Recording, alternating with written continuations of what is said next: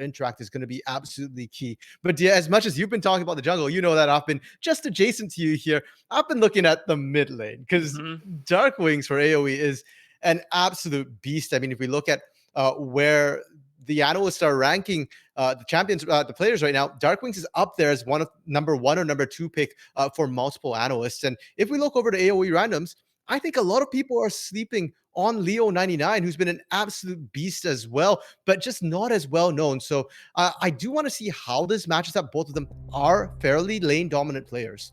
Let's see how they prioritize, if at all, as we get into the draft phase, though. AoE already taken away Karma Senna. Certainly not that mid and jungle party we were thinking, but definitely targeting the flexibility of the bot lane for AoE randoms. On the other side of this, of course, the Lee Sin, the Tristana are both very flexible picks that AoE has already made great use of this split. Sketchstream's not going to be able to pilot his famous Tristana, and Faisal and Darkwing's not going to be able to flip around with the Lee Sin.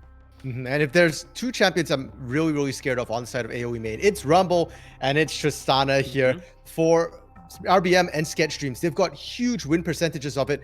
Tristana got banned, Rumble didn't, and both these teams have showed that they know how to play this Rumble. They know how to pilot it. Yes, Rumble has sort of fallen off a little bit in favor internationally, but at least here in AoE, it's still right up there. And there's an instant re-lock-in of the Nocturne as well. I want to take a moment to talk about why the Gwen was banned at the same time, because we haven't seen AoE really play it, but despite that, she's taken away. Yeah, it's kind of interesting because right now Viego and Gwen have both shot up in priority. They skill amazingly well. Both of them have a lot of agency. They can side lane, they can team fight, they can do it all here. So the fact that they've taken it off tells me that maybe AoE just hasn't tipped their hand in the main tournament yet. We've seen it banned by AoE a lot, never seen it played, but again, because these teams are sister teams, there might be some in knowledge that we're not aware of. And even if not, you just don't want to risk Gwen getting into the hands of Faisal or RBM, or maybe even Darkwings, because if Darkwings can pilot Viego, he can definitely pilot Gwen. And the question I'm asking myself is, who is piloting this Diana Nocturne? Because those 2 picks do have a lot of flexibility by themselves as well. AoE randoms really not committing to a playstyle yet, whereas AoE, you can kind of see where these picks are going a little bit more easily. Rumble very likely going into the jungle, Kai'Sa going into the bot lane, paired with the Leona, is really straightforward and a very powerful draft. Yeah, and AoE just going their standard usual draft here, their bot lane and their jungle early. They're saving their solo lanes for later picks, but already really solid here. And more importantly, I love Sketchstreams on this Kai'Sa here, because when we watched AoE play against EGP, bot lane Sketchstreams and Fizzy kind of just played skill and kind of passive. But in their games against TSM Amateur, Sketchstreams got to pop off, and it was on this Diana. Ezreal coming through from AoE randoms. It's a safe ADC who has its capability, but against the Kai'Sa here, can still get run down. It's going to be a bit of an interesting matchup. I see the Ezreal as like I don't really want to play bot lane with you. I don't think that Kai'Sa Leona is the type of day that I want to have. So at the very least, Short Hop will be able to avoid the majority of the laning phase and be able to play from safety, which will be really important, especially if his support has to roam, to match roams that we know Fizzy will put out on the map. We've seen his Leona before. There's a few question marks, but the one thing that I'm not doubting is that he's certainly going to be engaging. It was kind of funny because the last time we cast Fizzy on this Leona, I was actually told after the games that apparently Fizzy always loses on Leona. AoE has just not been winning with it, and that was one of their first wins they've ever had with the Leona support here. Hilarious. So, well, technically that might be true in scrims, but at least professionally, Leona 100% win rate for AoE right now. We'll have to see if that continues. Wukong and a Scion ban, I believe, coming through from AoE. We'll get confirmation on that. And for randoms, they're banning Akali and Camille. So they're trying to take out assassins, mobile champions who can look for this squishy, potentially, back line. It seems like it. They're definitely playing sort of a lot of dance around the team fight. Diana, of course, is going to commit. Nocturne is going to commit, but at least the bot lane should be able to play a little bit more controlled. But importantly, AoE randoms also saved their counter pick for the top lane, the one place where, if anywhere, they should be able to straight up outlane. Because Faisal, he's an amazing player, but is he used to winning lane? Oh! No. Oh, sorry, Okay. I mean, like, that was just too good. Wait, are we sure it's AoE randoms on the red side here, because Zed feels like it's coming out of left field here. I mean, granted, you know it's probably a Nocturne or Diana mid most likely here. You're going for that spicy outplay potential, and Zed can outplay the Nocturne, can outplay the Diana. You have to be careful. It is a Nocturne mid though, for that spell shield. Sylas now coming through though to match the Ornn, and AoE randoms very, very high risk now in terms of not having a true tank. Yeah, there's a lot of flexibility for them, but a lot of that does rely around their early game, around their ability to pull out advantages during the lane, and depending on who ends up going jungle, I think the chat was saying that it was likely Diana mid, but God, I don't even know. Just looking at this, it could be anything. But no matter who it is, whether it's Diana, Nocturne, Sylas, as long as Josie is able to pilot it into the lanes, that's what matters. Yeah, and specifically into the mid lane. So despite the fact that Nocturne and Diana, we don't know who's mid and who's jungle, I expect to see that duel together quite a bit here early in the game and even throughout the entire game here, because they're great dive buddies. Diana goes in, Nocturne flies halfway across the map to back them up, and there's plenty of dive here. You pair that with a Rakan and Sylas. It actually strikes me as kind of weird a little bit that the Kai'Sa's on the other team, because AoE randoms, you replace that Ezreal with the Kai'Sa, and that comp is a quintessential dive composition. Ezreal can go in, but I'd be very surprised if that's what Sharp is doing with this Ezreal.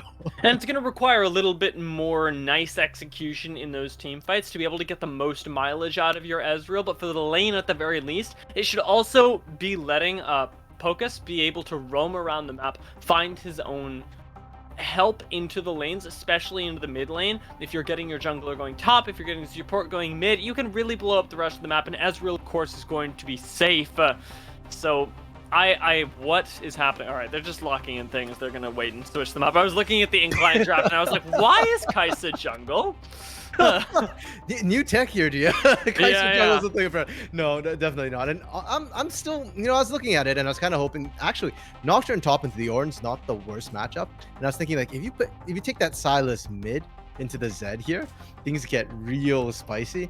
So at first, it's like, okay, they locked in the Sylas top. I'm going to assume randoms are actually going to do that, but we'll see how that goes here. Now, we talked a lot about the randoms draft because it's interesting, it's dive-worthy and all that, but AoE's composition to me is odd as well in a way. You've got really good AoE. I love the Rumble pick with backup, and I think that's one thing that both AoE teams have done so well, is using the Rumble, pairing it with setup, be it Ashe, be it Leona, being some sort of lockdown here. Now you've got the Ornn to go in with it, and you've got Kai'Sa. That all works well together. But this Zed pick coming through for Darkwings here.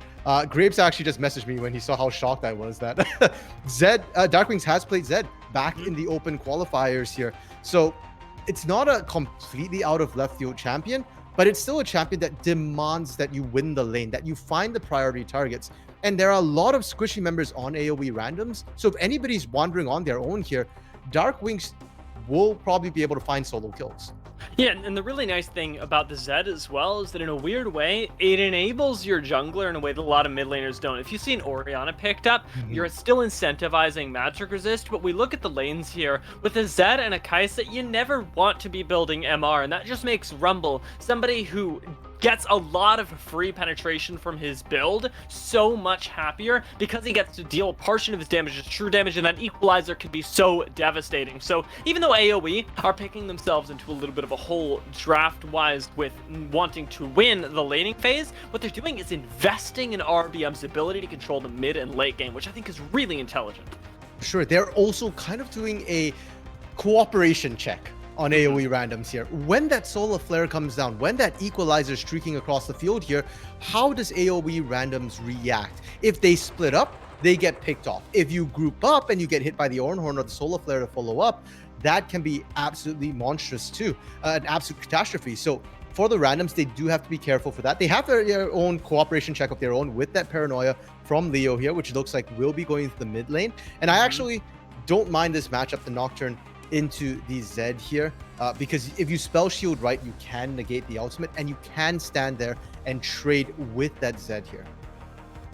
And that's going to be a thing that we're keeping an eye on, because we talked about the jungle matchup, but you, of course, mentioning the mid lane here, I think that you know more than anybody that this is going to come down to what is likely solo performances here. Darkwing so often is able to roam around the map, find himself kills, and turn that into solo kills. Leo needs to be able to do the same thing, and I've heard this guy is criminally underrated, but now is the time to step up and prove it, because quarterfinals, you win these games or you go no further. Yeah, and this is a best of 5 as well. We're done with the best of 3s in the group stages. All the playoff games are best of 5. So you do have that chance to try and skill check to see how you match up against the sister team here. I mean, they have scrimmed together, so they'll have some rough idea. But here on the big stage, you know, with the pressure and all that, can Leo deliver? Can Josie deliver as well? Diana Nocturne is an absolutely deadly combo. And you might be a Zed, but can you run away from the sheer amount of gap close they have on their side here? Now, we haven't spoken too much about the top lane, and I do want to go top to Faisal versus Chim here, because Ornn versus Silas, both of these players are the more, shall we say, steady players of their respective team. Faisal plays amazingly well weak side. We got to see Faisal play strong side on Anar against TSM Amateur, and did very, very well despite the early dives here. With the Ornn, probably just gonna have to play weak side the entire time. Chim, on the other hand, has been put on some carry style champions, but even so, randoms looks at Chim as a steady lane. Often early ganks go down from Josie, stabilize that lane, and then leave him on an island. Now with this Silas here, you can win against the Ornn. This was a counter pick that they picked up here. So I need to see Chim not just go even against Faisal, but you need to win it and influence the other lanes. If you can't, then Faisal wins again. Yeah, because he's going to be able to make so much utility of himself come that mid game. It's a high level of execution that AoE randoms need to have to take the ball away, in a metaphorical sense, from the AoE main roster. Let's see if they can do it once we get on to the Rift.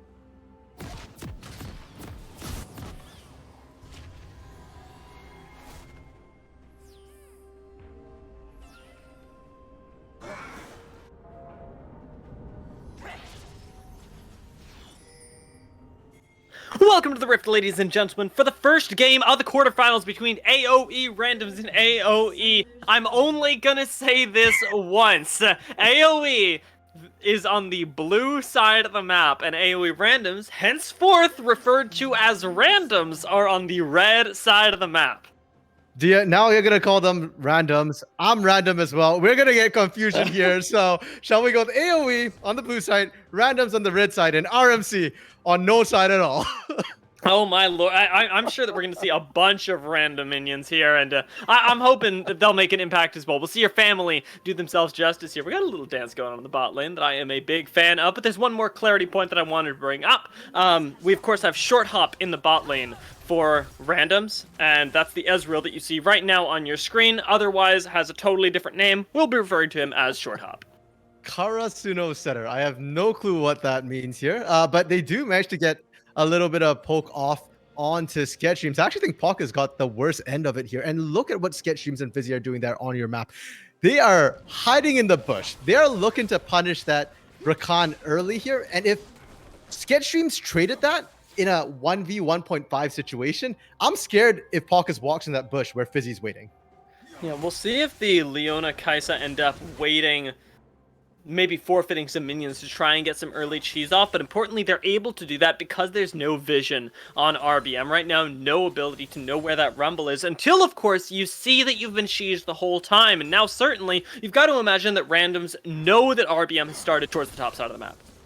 Yeah, because you saw right away that Sketch Streams walked out, and unless you're assuming that the rumble started leashless, pardon me, which is rather unusual there, you know where they're going to be. That's going to be A-okay here. I mean, RBM can just gank any lane, can just power farm. Either's good. Might not actually want to trade with that Diana super early. We're getting treated to Chim, winning the lane like I hoped he would here, Dia, with the Sylas. Sylas does out-trade the Ornn early, does scale better than the Ornn in the 1v1 as well, just in terms of the damage and sustainability. So that is a strong point for the side of randoms. And Josie could look for an early gank here if they're able to chunk Faisal down once again.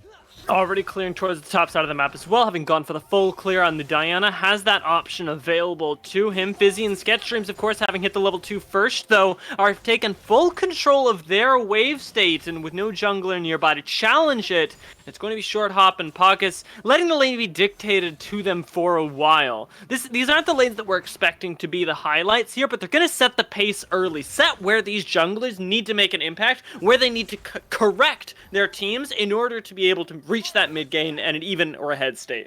Yeah, I believe on the AD there, we heard Gunjan talking about, his focus onto the bot lane in terms of dragon control here. So definitely will be interesting to see if they can influence down here, take control, take charge with the Ezreal, with the Rakanya, kind of on the back foot a little bit against that Leona early. And the Ezreal as well, you just don't have that much trade power early here. No tier either means it's a little bit rough. So they're not going to be able to contest right away. Scuttle bot side will be given over. It was matched top side by Josie here. And now that we're seeing the first backs come through for the junglers, I want to see where they throw that first gank, because I feel like mid lane is potentially the most volatile lane. But if you want that dragon control, bot lane's probably where you're looking.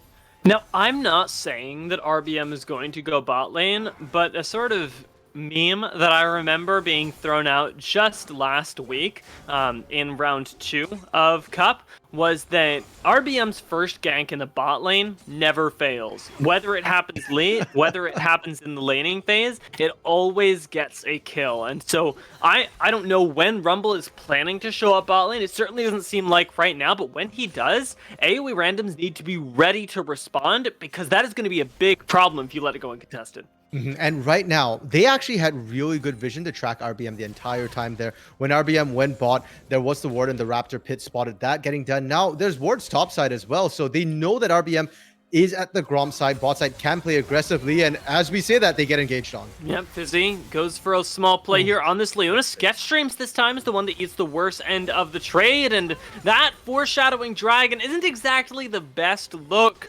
for the AoE main squad, especially now that we've got a little bit of aggressive vision set by Josie. Full river control for the randoms.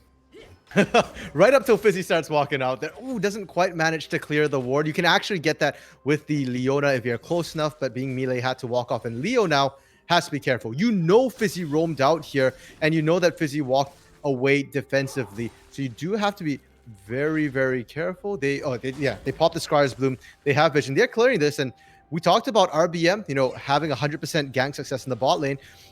I think if you want to keep that going, you wait for RBM to hit 6, you clear out the vision, and then you look for that force gank with an equalizer. There's a lot of time invested there to make sure that RBM can do that in safety as well, with just him and Fizzy roaming through the river together to clear out that vision. It bodes really well for the AOE main roster to be able to get RBM to the level 6 uncontested, but in the meantime, they've given up a lot of time and priority, and now looks like they're trying to make something work in this bot lane. Pockets takes a bunch of damage, but it's not going to convert into anything just yet. Yep, Ignite burnt from Fizzy there. Dragon is up as well. And now with all of that happening, attention needs to be spent bot. Paranoia is available for Leo here. And with the amount of wards coming down, they shouldn't get caught by a surprise Nocturne out. They have plenty of vision to see it coming through. Remember, there's very little vision, though, to see Darkwings here, right up until he steps into this bush, where he's going to be pinged out by Pockets and Short Hop here. Still throws the ult down onto Pockets, though, gets CC'd and taken down for first blood. That is a big problem as the Equalizer gets dropped. Pockets does not burn down, and here comes the Nocturne from the side. That Paranoia is going to spell the end of Fizzy as well. It is a play from AOE Randoms that does not work out, and finally, RBM's bot lane gank gets stuffed. Yeah, no longer 100% here. The equalizer came down, wasn't enough, and Pockets played that so well. The immediate exhaust the moment Deathmark came down made Dark Wings feel so irrelevant there. And as a prize here, they now have Prio on this dragon. Everybody backing. No one's here to help Josie. Getting roasted, has to be careful. No ultimate, though, on this Rumble makes him a little bit weaker, and he's got the backup of Short Hop over the wall. Goes Sketch Streams, doesn't quite find it. The isolated Cathian Rain onto the right target there, but with all of those cooldowns being blown, it's going to be the back away for both teams. Hey man, that's a win right there for Josie to get out alive with that Blast Cone. I feel like Blast Cone plays are kind of 50-50 there. A lot of times you see teammates often shafting other teammates, putting them in bad spots, but this time they get out clean. Dragon completely survives here, and the teams are looking to reset a little. With the way the ultimates went down, though, I think it actually slightly favors the side of AOE here, especially if Sketch Dreams and Fizzy hit 6. They have the faster cooldowns. That equalizes almost back up. You pair that with the Solar Flare there, and it's going to be difficult for randoms to walk through some of these choke points towards that Dragon Pit. Now, here's where randoms won in a big way. So often, we've seen AoE sort of play this game where, well, we lose a dragon or we lose dragon priority and we get something else. Right now, they're struggling desperately for any sort of objective priority because that play from randoms impacted the rest of the map. And AoE, the main roster, don't really know where they're going to go next. You can see them kind of thinking about this Rift Herald right now, debating whether or not they actually have some priority over Dragon. But with Fizzy topside, it looks like they're going to be committing to the big purple Scuttle Crab for the moment. And I mean, for the side of randoms here, they're not just sitting back and letting AoE just decide this with no pressure, right? They've sent Pockets up to match the roam here from Fizzy. They want to make sure that they retain control as well. And they stop the Herald take for now. For AoE, if you're gonna get pushed away here, then you need to get ready to rotate bot side to match with that dragon. But as it stands here, they're just kind of ceding control on both sides. I think they know that they can't fight the AoE randoms, who were picked for their more lane-dominant control. The thing is that with these ultimates finally back up, RBM is ready to go as well. We're going to continue playing this game of chicken around the river, but the nice thing is that we're getting free farm in the meantime. Chim and Short Hop are both having a great time, so even though this Rift Herald goes over delayed, AoE randoms still managed to win in a small way. And on top of that here, remember the advantage I was talking about with the ultimates? It's gone. Moonfall is available for Josie right now. Paranoia for Leo as well. So they can choose to fight this. They've given over the Herald and Dragon is up. They just need to go and contest that. Dark Wings walking to the top side with no teleport right now means that they've got a numbers advantage. Josie's going to be able to pick up this Drake as well, it seems, especially with that Paranoia being available. Any fight is not a good fight, and AoE lose not only 2,000 gold in the early game, but they lose that first Rift Herald and the Dragon as well. This is by far the most disadvantageous early game that we've seen for the AoE main roster since Challengers Uprising began. Yeah, pretty much. I'm honestly a little bit surprised here because when I was prepping for the games, when I was speaking to the coaches, a lot of people identified AOE as a very disciplined early game team here. They often get the early advantage, get control of the tempo, and that's how they win. Whereas Randoms tends to sit back a little bit early, try and scale up for the mid to late game. And it's been a complete reversal right now. Randoms have been dictating the pace of the game. And with their picks here, they can continue to do so. Teleport still available for Chim. Paranoia still available for Leo, and Josie already sitting bot ready for this fight. Yeah, and Leo's teleport's going to be up soon as well. There's so many global tools right now. Pockus goes for the engage with the charm here. Good stun on Josie, stops it, but only for a little while. Sketchstreams ends up going down the equalizer to equalize here. Does end up doing exactly that, finding yet another kill. But as the Paranoia comes in, everything may have been turned on its head. A teleport here as well means that you're going to be leaving Fizzy all alone to be munched on by AOE Randoms. It's a 2-4-1 in favor of AOE Randoms, and they are looking for more under this tower. Yeah, the good news for AOE right now is that they can't really push in, they don't get more plates, and Dark Wings has been left alone topside to farm up here. And this Zed, this pick for Dark Wings here has yet to really show its effectiveness. Yes, you're up in some CS here in lane, but completely has not stopped Leo roaming, has not stopped now Chim roaming, and has not performed in these team fights here. So if AOE can leverage that extra CS, the extra experience from Darkwings, they'll be fine. But for now, they have yet to do so. It's a big investment into Dark Wings, and one that I can't say is unwarranted, having seen this in the open qualifiers. I remember standing there with my mouth agape at the Zed damage that just seemed illegal at the time, but it's going to take a little while to get there. Going to take a few items for Zed to be able to take control of the side lane in its entirety. And this is just one small step on the way there. Meantime, AOE main roster, they are losing everywhere else. So it's coming at a big cost. Pretty much here. I mean, Sketchstream is still up in CS a little bit, but down in gold because of the kills, because of the assists here. And I'm a little bit worried about letting this Ezreal skill up here for short hop. Exhaust coming down topside on Chim, but without healing cut, I just don't think you've got kill pressure on the Sylas. Yeah, let's be real with ourselves here. Shim isn't going down anytime soon. He is running this side lane, and it's much more about how Faisal can make himself felt in these team fights. That's the nice thing about the Sylas pick, though, is that in a team that's so ultimate reliant, you've got your pick of the litter to take that impact that an Ornn, a Rumble, even a Leona may have on a fight and turn it on its head and in your favor as well. Oh yeah, and I'm looking specifically at the Dark Wings out the death mark there to be able to lane 1v1 as well. Zed is so potent in the 1v1s because of that flash coming out to stop the engage from Pawkas there, and out for a flash is a trait that a support will take any day. And it's so smart that Sketchstreams ends up using that cooldown there as well, because we know, having seen the Diana roam down, that he was dead if he didn't do it. Pawkas can play this game all day long because Josie doesn't even have to be there for him to force summon it. Yeah, no, and we should note that Leo has TP as well here, so not only do you have Paranoia, you've got the ability to TP down, back that, or Paranoia down, TP back up. RBM on a dangerous mission here, is down a level, is blind, and Paranoia is available, Chim collapsing in. Yeah, it's going to have to be that 50-50 blast cone play, but a nice denial from Chim. It means the end of this Rumble. RBM gets collapsed on during an invade and loses not only his life, but a huge amount of pressure for AOE, as now the randoms have control of the map once again. Yeah, the fact that RBM has been not a factor through this early game is huge. Our randoms have played that so well, because as you like to focus on, Dia, for this particular series, the jungle matchup is key. RBM trying to make his presence felt is a huge part of the way AOE plays, and right now, RBM doesn't get to play the game. 1-1-0 on this Rumble. This is probably the roughest early game we've seen for RBM so far throughout Challengers Uprising, and sadly enough, I'm not seeing that change anytime soon here. Even if you do get the Solar Flare with the Call of the Forge God, with the Equalizer here, who are you really locking down on the side of AOE randoms? And will it be enough? They can probably 4v5 you right now in a full team fight.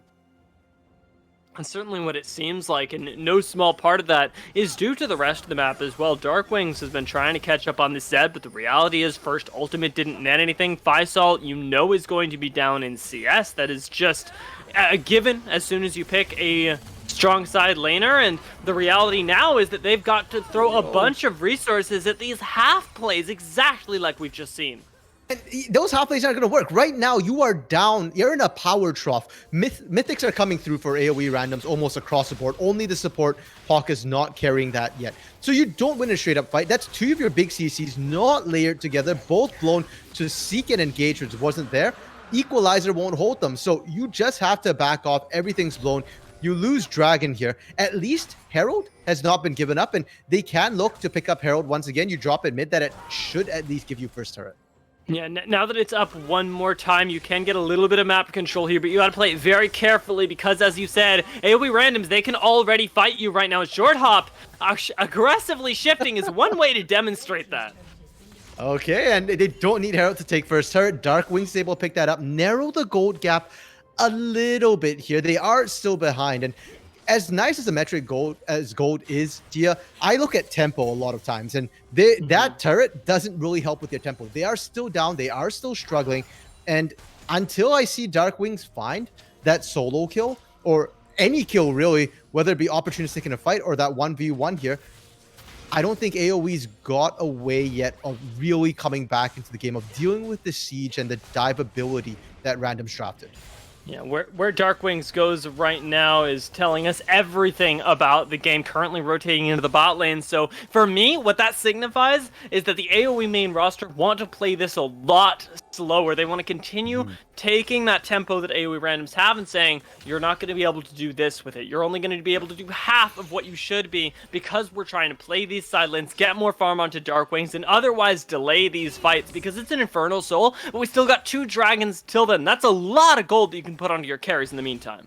True, but that is a bit of a two-edged blade here because randoms have found the advantages throughout the laning phase, and a lot of that has come off the paranoia and Josie making tracks on the map. As you open the map up more, as you take these turrets here, you're actually making it easier for your laners to get ganked, for Darkwings to be punished potentially. So if they can't clean up their laning, this extended laning phase might not go their way.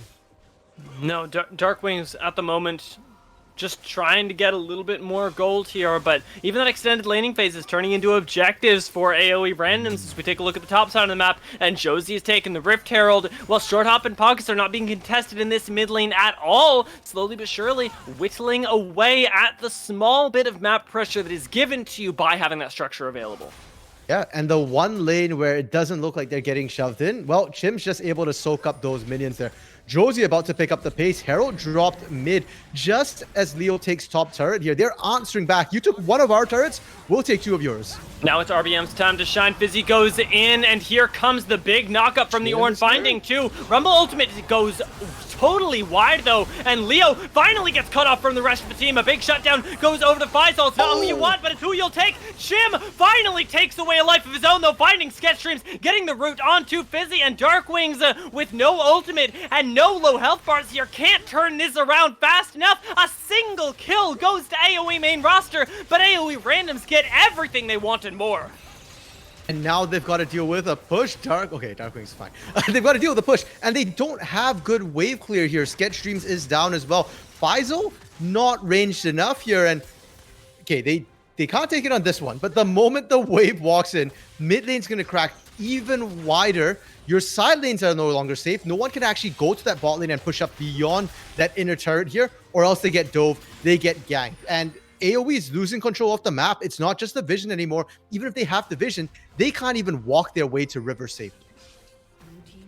Good reset from AoE randoms will give them a chance to spend their gold, reevaluate what the map state is, and perhaps recognize exactly what you said, RMC, that it just took a huge swing in their favor, even bigger than the one that we saw before. The gold lead hasn't shifted, but that tempo, the ever-important X factor that you mentioned earlier, has only continued to grow. Pockets once again goes for the ult here. Now Josie's in plain sight, but I'm really not sure how much you can do about it. Fizzy looks like he's going to get away. Leo, though, is getting aggressed on by RBM, and Darkwing shows up here, gets his first kill of the game. That is huge for AoE main.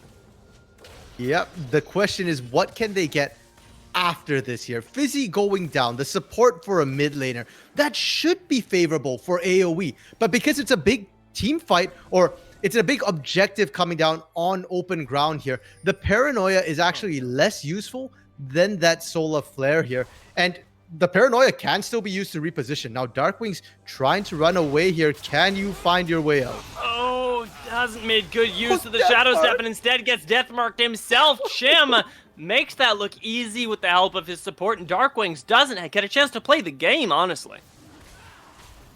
I was shocked when I saw the pick, Tia, of the Zed here for Darkwings. And I was thinking he has to mechanically outplay, but Darkwings has done that plenty of times. Well, this is why Leo's criminally underrated, because he's managed to stop Darkwings from popping off on this Zed here. Props to Josie as well for the pressure. And now AoE looking for a Desperation Baron. That's not the right call, my friends.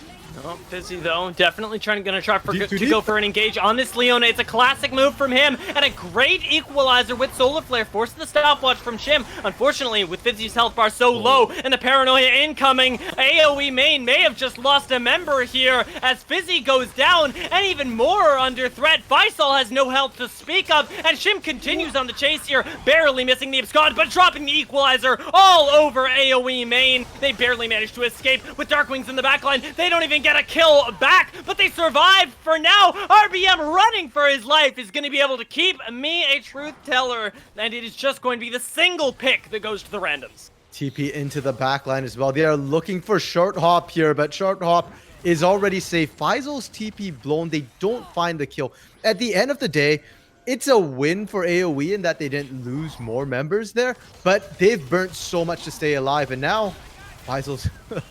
This is a little bit desperate as well. Hey, going for that tower is something that maybe wasn't the best move there, and RBM showing himself maybe even worse here. Drops yet another equalizer, but that is a lot of damage that can come at you from 3 directions. And RBM should never be that deep without backup. You're a rumble here. You're effectively a back line, or at best a follow-up into the front line here. If you're ever caught in your own, you get burst down. Baron is on the table here, Dia. So the fact that you've killed the enemy jungler could mean that you could try and attempt this. It doesn't look like they're going to do it, but I would like to see Vision at least set up for it so that AoE can't even risk a desperation Baron here. The thing that I'm looking at as we get a little further into this game, as this Baron comes up, is still that side lane pressure that is ever important around these objectives. Darkwings has the Ignite up, has the Death Mark up, and is pushing in the top lane right now. Not exactly what you'd be expecting during the Baron time, but perhaps the optimal play right now. Yeah, I mean, pushing top's fine because Baron is top side of the map anyways. You don't have teleport. You can't be pushing out bot side. And we already spoke about the fact that since you've lost your inner mid lane turret, your bot lane outer turret's not even a safety point for you anymore. You can easily get dope busy. It's a classic Fizzy Leona move. Has to pop the Eclipse here, which will give him ungodly amounts of tankiness here. He'll be able to escape, and thank God for that, as we couldn't really afford to lose another member right now. Finally, one of Short Hop's barrages will end up missing by just the skin of its teeth. But with Fizzy going for another engage with another Solar Flare dropped, we're going to get AoE randoms dancing around their team fight once again. This is such high execution on a composition that otherwise would be in big trouble. Yeah, the team fight strength should be there for AoE, but the fact that we're now at 23 minutes here, Dia, and down 7 kills, down 3 dragons right now for AoE is very worrying, because how are you going to come back? We saw the equalizer damage come down with, granted, not the double lockup, but nobody's lower than half health on the side of AoE randoms. Chim didn't even bat an eye, was just pushing that bot lane. So that's a 5v4 where you kind of find a target and you can't really kill them. The AoE composition of AoE here, the team fighting aspect of it, is no longer viable as a comeback mechanic. You're looking pretty much at Darkwings to find a pick here, at Fizzy to find an isolated target and get burst down by Sketch Streams and Darkwings. It's a bit of a tall ask right now, and unless AoE randoms kind of mess up here, they're probably not going to find that way back in. Let's talk a little bit about the Vision right now as well, as that's what AoE main roster are at least focusing on, with RBM clearing out a little bit around that dragon, getting set up for this 4th one of the game. 3 so far have gone to AoE randoms, and if it makes a 4th, that'll be an Infernal Soul and a big boost to the already insane amounts of damage that is coming out of this roster. Yeah, and because it is Infernal Soul, Dia, something we didn't touch on is the fact that the map is more open than usual. That's not conducive for this equalizer ultimate from RBM here. And the pit itself is no longer as big a death trap anymore here. There's so much more space for AoE randoms to kind of kite around, and they've done such a great job of it already here. So this dragon is kind of a bait, a poisoned trap that AOE will need to contest. They don't have a choice, even though they know it's going to be very, very difficult for them to pull out a win. RBM does his best to secure some sort of softening up onto Pocus before we get into it, though, because, like you say, it is at face value a losing play, and with Chim getting that Ornn ultimate, it only gets worse. Now Chim can solo carry a team fight in more ways than just damage, because he's got an engage tool in his pocket. Pocus baiting around here. Ooh, so well played, and AOE, they're kind of scared to walk this one in. Their vision slowly choked out. The pit is dark to them. The approach to the pit also dark here for them, and that True Shot Barrage is such a great way to lower their health before the fight actually breaks out. Yeah, Dragon gets started here, and Chim ends up starting the fight as well. Only finds the single knockup, but RBM gets burst down before the equalizer can even come out, with Azania's forced as well. It is all up to Darkwings with the death mark to find a single kill, but he just can't do it as Josie takes him down. Sketch drains his focus as well, as the only member left alive is forced to run. A triple kill goes to short hop here, and Chim ends up playing cleanup crew to finish off the ace, to finish off the soul, and turn AOE Random's eyes onto the Baron. And I just want to point out the targeting in that fight there, Dia. It was on point. Call of the Forge God used by Chim. It wasn't to look for the big team fight. It was 100% to look for RBM. They found RBM. You take out the jungle, it's done, and the whole game is done. You know what? I think that that's a great call here, because both these teams have played each other enough. This isn't some sort of regular season game where you don't quite know exactly who you're up against. AOE Randoms and AOE, being from the same org, has scrimmed often enough that I think that AOE main roster definitely understood that that game was a write-off, be it for whatever reason. Maybe it's the insanely fed Ezreal. Maybe it's the insanely fed Silas. They can't come back from that game. Yeah, fair enough. I know that like this is technically a cup game, but as you kind of mentioned and alluded to, it also does feel a little bit like an in-house here. From what I understand, the teams don't scrim that often, but enough to know when the game's done. And going to the next game here, I think AOE needs to be more respectful in their draft a little bit here. They drafted what they wanted, which is good, right? They've got a strong team fighting team, but they kind of just ignored whatever counters were being thrown out in favor of themselves. And I gotta say, I don't like the look of that Zed. I personally did not watch the open qualifier game where Darkwings got Zed, and I've been told by you, I've been told by Grapes that it looks great. This time, not so much. Put Darkwings in something with a bit more of a comeback potential here, just in case they fall into a hole. Don't assume you're gonna win right off the bat with just better players or with better team fighting here, and we get a much closer game. I'll tell you what, though, you alluded to their wisdom, and I very much want to hear from them. Grapes and Gungeon are going to be your analyst desk to break down what on earth happened in that game, and we'll throw it over to them right now.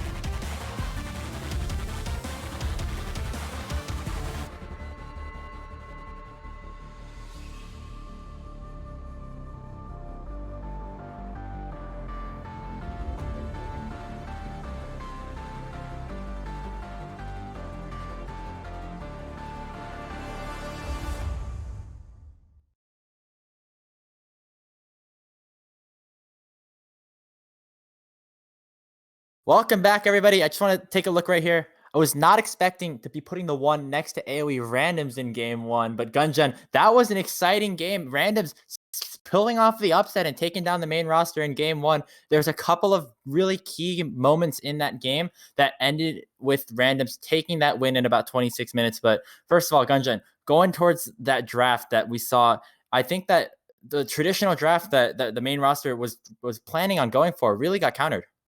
Yeah, and it felt like it was new age versus old age. Obviously, AOE is running the Rumble pick, something that we've seen, the Kaisa Leona pick, which we saw in MSI a lot as a really strong bot lane. But for the side of the randoms, you're seeing Nocturne, Diana, Ezreal. Everything was flexible, everything could kind of move around and shift in places, and it felt like AOE wasn't ready for that. And I like what Random did, especially in game, with kind of subverting expectations, where they did end up picking the Ezreal Rakan, which kind of signifies to you, oh, this bot lane's going to be weak. This bot lane's just going to kind of look to scale and kind of go into that late game phase versus the Kaisa Leona. But whenever AoE tried to set up anything around the bot lane, immediately Randoms was ready to strike. They had the Nocturne with the TP, constantly roaming. And again, Josie.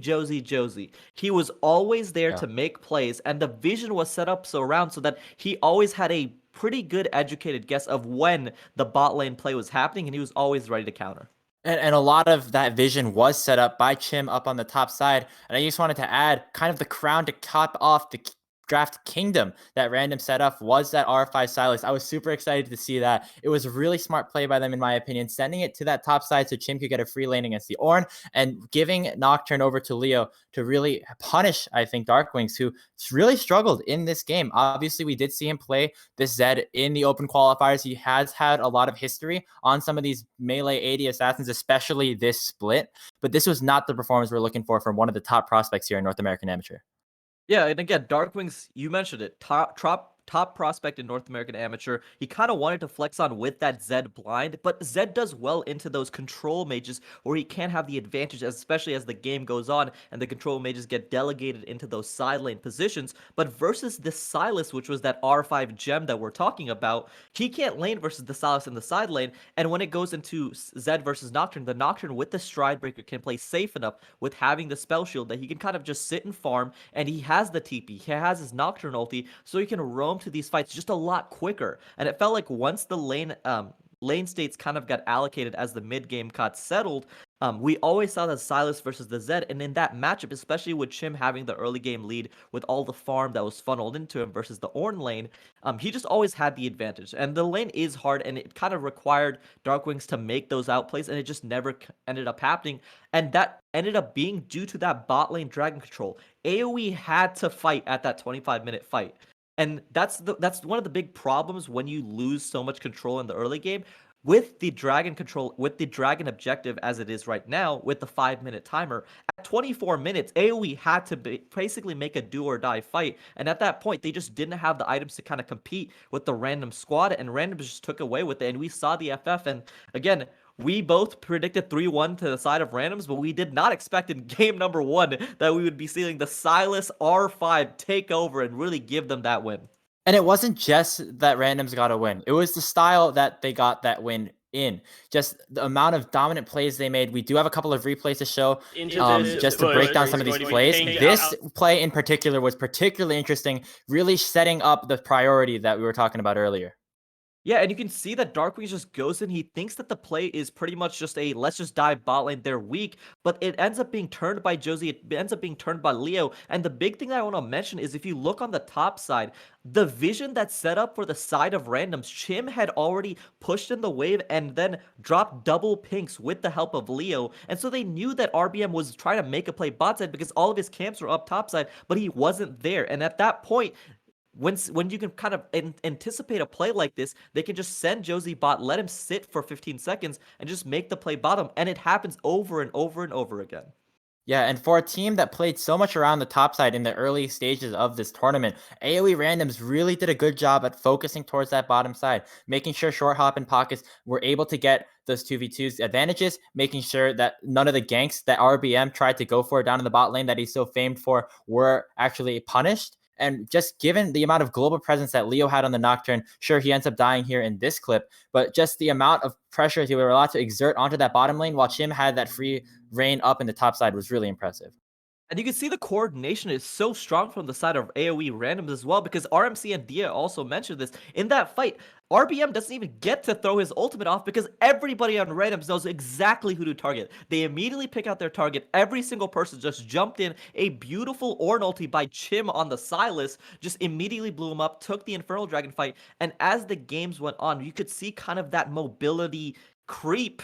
I'm going to use that word for the side of randoms because, again, AoE had that standard team comp, but when they didn't get ahead, when the Kai'Sa can't just dive into the backline and just one-shot every squishy on the side of AoE randoms, you could see kind of the problem with that comp because you would see Leona ulti, Ornn ulti, but every single member on randoms either has a spell shield, a jump, a blink, just is not involved in the fight at all, and there's just nothing they could do to lock them down in that big, the dream combo that is the Ornn ulti into the equalizer. I call it the glaze on top of a beautiful turkey because just glazes over the team fight, just burns everyone through. But the glaze could never go on if the turkey's not ready, and that's kind of what it happened with AoE's team comp. It had a beautiful kind of old school type team comp, but when you can't get ahead, when you can't get Kai'Sa the items she needs, it just felt like they didn't have the damage, they didn't have the lockdown to really supplement, and randoms really took ahead in game number 1. And I'm excited to see how they kind of punch back in game number 2 because, again, subverting expectations. That's my title for game number 1, and I'm excited what the title for game number 2 is going to be.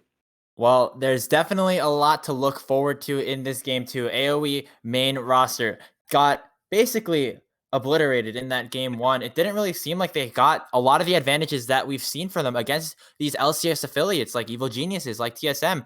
And it's back to the drawing board for them as they pick up their first loss here at Challengers Uprising. We're going to take a short break, but Dia and RMC will be right back to see what happens in game 2. All right, we're here. I was like, all right, we're waiting on the throw. AoE randoms, AoE, we're in it to win it, and AoE are definitely winning today. That is foretold from the beginning, RMC. What's interesting is that what nobody predicted, AoE randoms have actually taken the lead, and the analyst desk got to chat a little bit about it. I want to hear your thoughts on going into game 2, what needs to be changed around, having listened to their perspective. For sure. To be fair to the AD, they predicted a 3-1 for AoE. So they're still not out of it yet. I mean, technically, this could be that one for randoms here. And going into the game after, hearing what they've been saying here, Dia, I just think that AoE kind of need to have a better early game plan a little bit because we focused a lot on, how randoms looked really good across the board. And they definitely did. But AoE didn't look like they necessarily had that good a plan coming in. We didn't see the early gank coming out from RBM here. It just felt like you're constantly reacting to randoms. And I think now that we go into game 2 here, they'll probably have that fixed, get ready for RBM to come in, set up a little bit better. And I think we see a little bit more early initiative come through. I want to know if that initiative gets reflected in the draft, though, because it felt like such a play style thing that I'm not honestly sure whether these teams want to be changing things up. At the moment, at the very least, things haven't really shifted outside of that ever-important Ezreal ban for the main roster of AoE. We will not be seeing Short Hop on such a safe AD carry anymore. Yep, and switch up as well. Wow. The first pick coming through. Rumble is available, but they just defaulted right away to Diana here. And I like it because, first of all, you denied away from randoms. And if we're talking about RBM, yeah, the Rumble's strong, but Diana was also what RBM has shown to be very, very proficient at here. So you take that away, and it's a strong pick for yourself. Now, they've just locked in the Nocturne and the Rumble, interestingly, on the other side of this. So Rumble, theoretically, going to be going into that jungle. Nocturne mid, again, was extremely safe and extremely useful last game. I think it was Grapes that was talking about the Stride Breaker interaction and how it has provided him so much ability to play the side lane pressure very well. Now, we'll see if AoE have a sort of answer to that. Renekton certainly is one, and Faisal on Renekton is the only thing that I can really be expecting here. Oh, I love it because I was saying, in game 1, before game 1, that we don't see Faisal's strong side too often here. And now we get a chance here. You're also denying it once again from randoms here. Chim is very good on this pick. So just a very strong, takeaway for themselves here. Now, Nautilus coming through from randoms. And one combo that we've seen for great success with random has been Ashe Nautilus paired with that Rumble there. A long-range initiate combined with that long-range equalizer, buying you enough time to follow up with the Nautilus, and then people just have to kind of sit there burning the entire time. So that could potentially be the combo they're looking for once again. Moreover, it's also a denial from AOE, the Kaisa Nautilus that can come in, that can really take you a long ways in terms of lane pressure, is now denied, and they take away the Leona as well. I'm expecting perhaps even an Alistar, some sort of other initiator, to be banned away in the next phase to really whittle down the options that AOE do have when it comes to that bot lane that so clearly they want to make a little bit spicier. The Ezreal was taken away. AOE want to play a little bit more of a kill lane bot. For sure. And if you do ban the Alistar, I mean, Fizzy can play the Rakan as well. We've seen Pockets do amazingly well mechanically on that champion. I kind of want to see Fizzy just take it and say, like, here's how you play it. That'd be really cool as well. Now, Dia, when I did talk to the coaches, Incon for the side of Team Randoms, AOE Randoms, actually had a message for Pukar and Julius here saying that, first of all, he loves them very, very much, but he thinks they're old men and hopefully they can take their arthritis medicine before the game so we can have a good draft phase, an even draft phase come through. And at least in game one here, it doesn't look like Pukar and Julius were quite up to snuff. Old age versus new age, I think, was the way Gunjan put it there. Yeah, I like it. Although, what I do like even more is the adaptation that we're seeing from the new blood. They were hovering the Xayah, but you know what? You go with the Jinx, and that may be a little bit of an older pick, but it's certainly a bold one. I mean, I argue the Xayah is the older pick. It's been the counter to Kaisa since Kaisa got into meta here, but Jinx is a little less safe against this dive composition. Yet at the same time, it has more carry potential here. It synergizes better in these big team fights. And it's a bit of a challenge now to AOE as well here. How are you going to deal with this Jinx? One thing that we kind of didn't talk about was the final ban. It was that Silas taken away from Dark Wings potentially, and it left that Alistar that you're talking about open there, Dia. This game's already an AoE win. I can smell it. This is Fizzy on the Alistar is something that has wowed me from the first time I saw him on the Rift. So AoE randoms are really going to need to convince me that they are miraculously good at this game if they want to play around that. With a Jace lock-in for the last thing for the AoE main roster, this is a lane dominant composition that wants to take it in the early game, and AoE random, I think they've got an answer. This is nice. Yeah, I mean, the Mel fight works so well for them as an initiate, as well as just being able to do really well into Renekton and Jace quite comfortably there. The amount of physical damage being drafted out. I'm a little bit surprised here, Dia, simply because Jace felt more like a Leo pick than it did maybe Dark Wings here. Leo's played Jace, I believe, 4 times in the 7 games they've played so far. So we didn't quite see Fizzy taking the Rakan and saying, here's how it's done. But hey, we get Dark Wings doing that with the Jace. And I'm really excited to see Dark Wings perform on a champion that is supposed to dominate the lane into what I expect to be a Nocturne mid. Although, remember that because Renekton and Jace were both locked in, that we actually have a lot of flexibility here. And more than just expecting AoE main roster to win lanes, I'm expecting them to have to work for it by shifting Jace and Renekton constantly into the favored matchup. Yeah, I mean, Renekton running into the Nocturne is going to be very, very nice here. Jace still does pretty well as well. So it's not as if, if you swap them around, there's necessarily a terrible matchup. There is better matchups here. And again, I don't feel like it's just going to be about the lane, Dia, because last game, it was more about, as you correctly called out, the jungle pathing, which jungler was making the tracks quicker, better, and looking for those ganks. Now, this time, with Diana and Nocturne not onto the same team here, AoE have that early gank strength with that Diana here, a more reliable point and click compared to that Rumble, but they still lack the pressure that the Nocturne put down. And a lot of the success came from Leo's Nocturne, just making cross-map plays, looking at the bot side, looking at top side. If they ever found the Rumble alone, they punished it right away.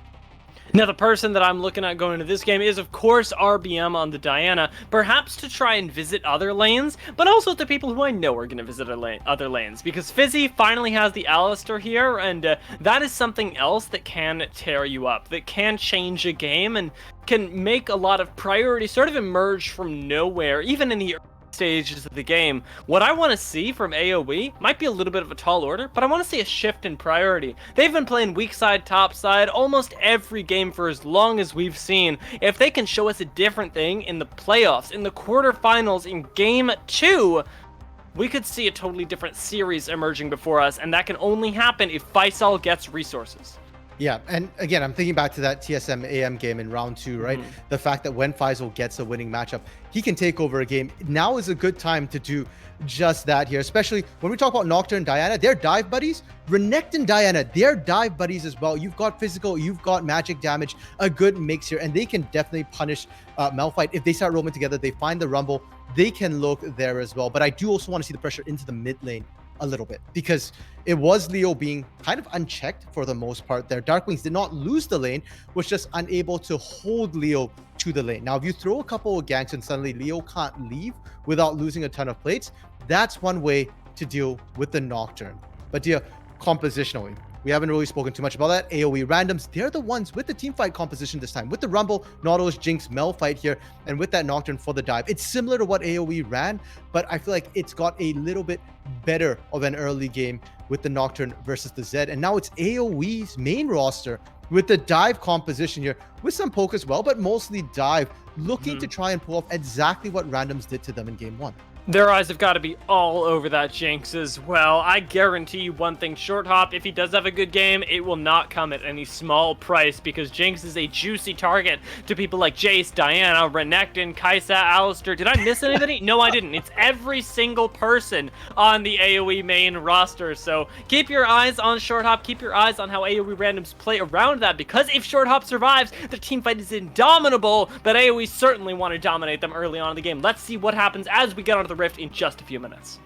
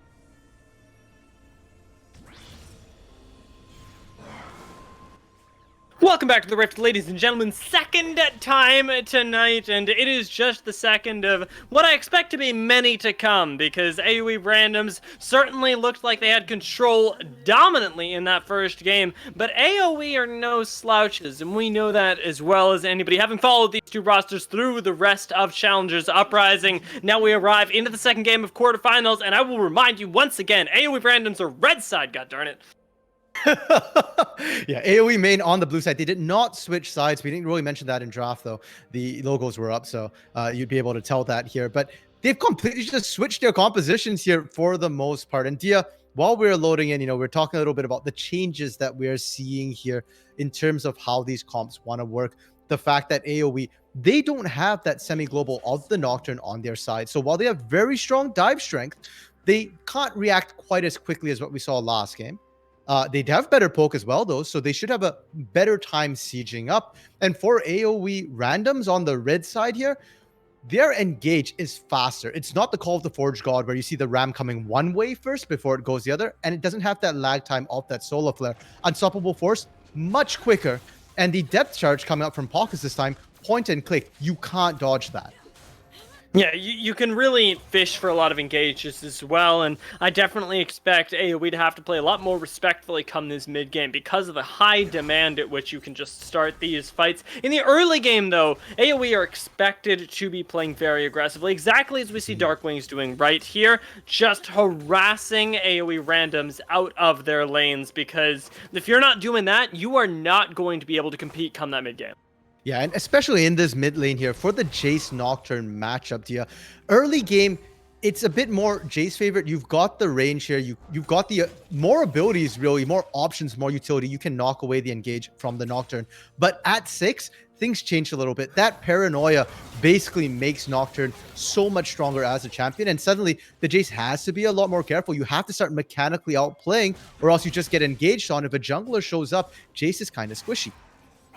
And right now, I think they're taking great steps to sort of mitigate that. You see the deep ward placed into Josie's jungle to try and spot him out around those raptors. And AOE randoms know that this has gone down, but are still going to give up a lot of ground to RBM. And this combo of the Jace Diana is already pushing Josie out of his own jungle. Oh, that Crescent Strike just barely missed there, but I think it did give enough vision. They know where Josie is, and there was a ward at the Raptor Pit from randoms initially to prevent precisely this invade here. Diana can destroy a Rumble early. They find it, and Faisal is there to back up. He's sandwiched by the Croc is no good way to go, and still gets stunned at the end of all that. Has no flash here, and under the tower is to Josie. That last Crescent Strike will do it, and first blood goes over to AOE. Hawk is trying to answer in the mid lane here, but just barely missing the Dredge Knight. Great sidestep from Darkwings, and for the side of AoE, they lose absolutely nothing here. They get the shove bot side as well, and Short Hop this time gonna miss some minions. A much better early game. This, I think, is what most people were expecting to see in this particular matchup coming out from AoE. And that is confidence not just in the jungle, but in the mid lane. I don't know what sort of food they are eating, what sort of drinks they are drinking, but they have changed something massive, because coming out of game 1, I would have been playing a lot more reserved. I know that these games can be so taxing mentally, especially when you lose to the point where you forfeit, but AOE have managed to make this look like a totally different game, honestly. Look like a totally different team, one that didn't experience what just happened last game. Yeah, and randoms, they're not just sitting back here. Look at Pockets and Josie coming up into the mid lane. If one person doesn't work, we'll throw two at you. Darkwing still does have flash, but gets feared, and well, he's not going to have the chance to use it. Josie ends up picking up a kill, as Sketch Dreams denies a cannon in the bot lane. So with everything, there is a cost.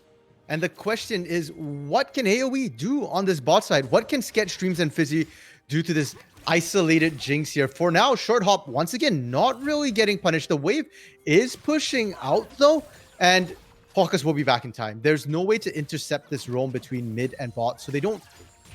Yeah, they just get a free, safe ADC. Short Hop, not punished for that roam whatsoever. No, and it is unfortunate that that sort of hold of the wave didn't affect him more, but now that Short Hop has dropped a ward, there should be enough safety here, and I want to know what Sketchstreams and Fizzy choose to do. Well, Darkwings has already used his own teleport to come back into the lane. Looks like we aren't getting the straight-up push in the bot lane from the AoE main roster, so at the very least, Short Hop and Pokus are going to be forced to overextend here, and that's why they need the backup of Josie right now. Yeah, I think it's part of it. It's just to let Josie get in here, but the engage comes out from Fizzy instead. A little bit too early as well. That Aftershock is not doing him a whole lot of good as he gets burned through by Josie. And the first kill in the bot lane is going to be picked up by Short Hop. Faisal has come down though, gets the stun on Pokus, but it is the tankiest member here. RBM finally finished off the kill though, gets to level 6, gets the 3-man ultimate. Can they turn this? Faisal finishes off almost another kill. RBM is the one that claims it. Shim goes in aggressively with the unstoppable force though, and claps right back on a knife's edge. AoE randoms take the fight. Just barely there, and Chim being huge mid lane. Leo and Darkwings want to get in on the kill action here, but they aren't quite able to find it. And that is teleports blown all across the map there. Darkwings and Leo already used theirs to get back in lane. So for the next couple of minutes here, any cross-map play is going to be made off the paranoia. Leo has a small advantage. Right now, with level 6 being hit for Darkwings, though, has to take a step back, knows that Leo's is incoming, and that paranoia would likely finish him off. Backs away, still has a 20 CS lead as we approach this point, though. So, for being able to bully a Nocturne enough to get that 20 CS up, by the time we hit level 6, I won't say it's a wasted pick. I think this is still pretty good. Yeah, I mean, the Jace needs to maintain their lead here to be relevant. And with, you know, that Mel fight with the Nocturne as well, we already talked about how Darkwings is going to be mechanically just better here because it's so tough against all these easy ultimates that AoE randoms have drafted. Now, I know you talked about the mid lane here, but I want to bring attention to the mid lane, to the jungle, pardon me, as well, because RBM also has a bit of a lead. And it's not just the CS, it's not just the experience. 3 kills as well. All the kills for AoE is on RBM, and RBM needs to be able to leverage those. Yes, he's a carry. We've seen him do it before. He needs to do more of it here. Yeah, that's where I was really looking as you were talking about the mid lane here, going, yeah, Darkwings needs to step it up, but at the same time, RBM with 3 kills already can probably solo carry the game as long as they can take care of Short Hop in this bot lane, because that's the cost that this Diana becoming fed has come at, is the fact that now this Jinx is also accelerated. And if they can force RBM to look at this bot lane more frequently instead, then it does put Faisal and Darkwings at a slightly...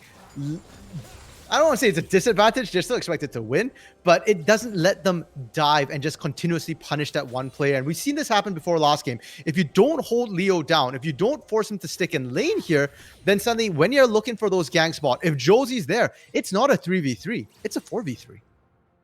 And at the moment, AoE are going to have to play respectfully around this bot lane as well, expecting, as you say, that they will be at a small numbers disadvantage, with Josie expectedly being around that bot lane. It's the first time where I'm actually mentioning the dragon, even though it's already spawned 3 minutes ago, because the fight has been, because the game has been about blood up until now. But finally, it looks like AoE randoms are taking a solid spot at this ocean.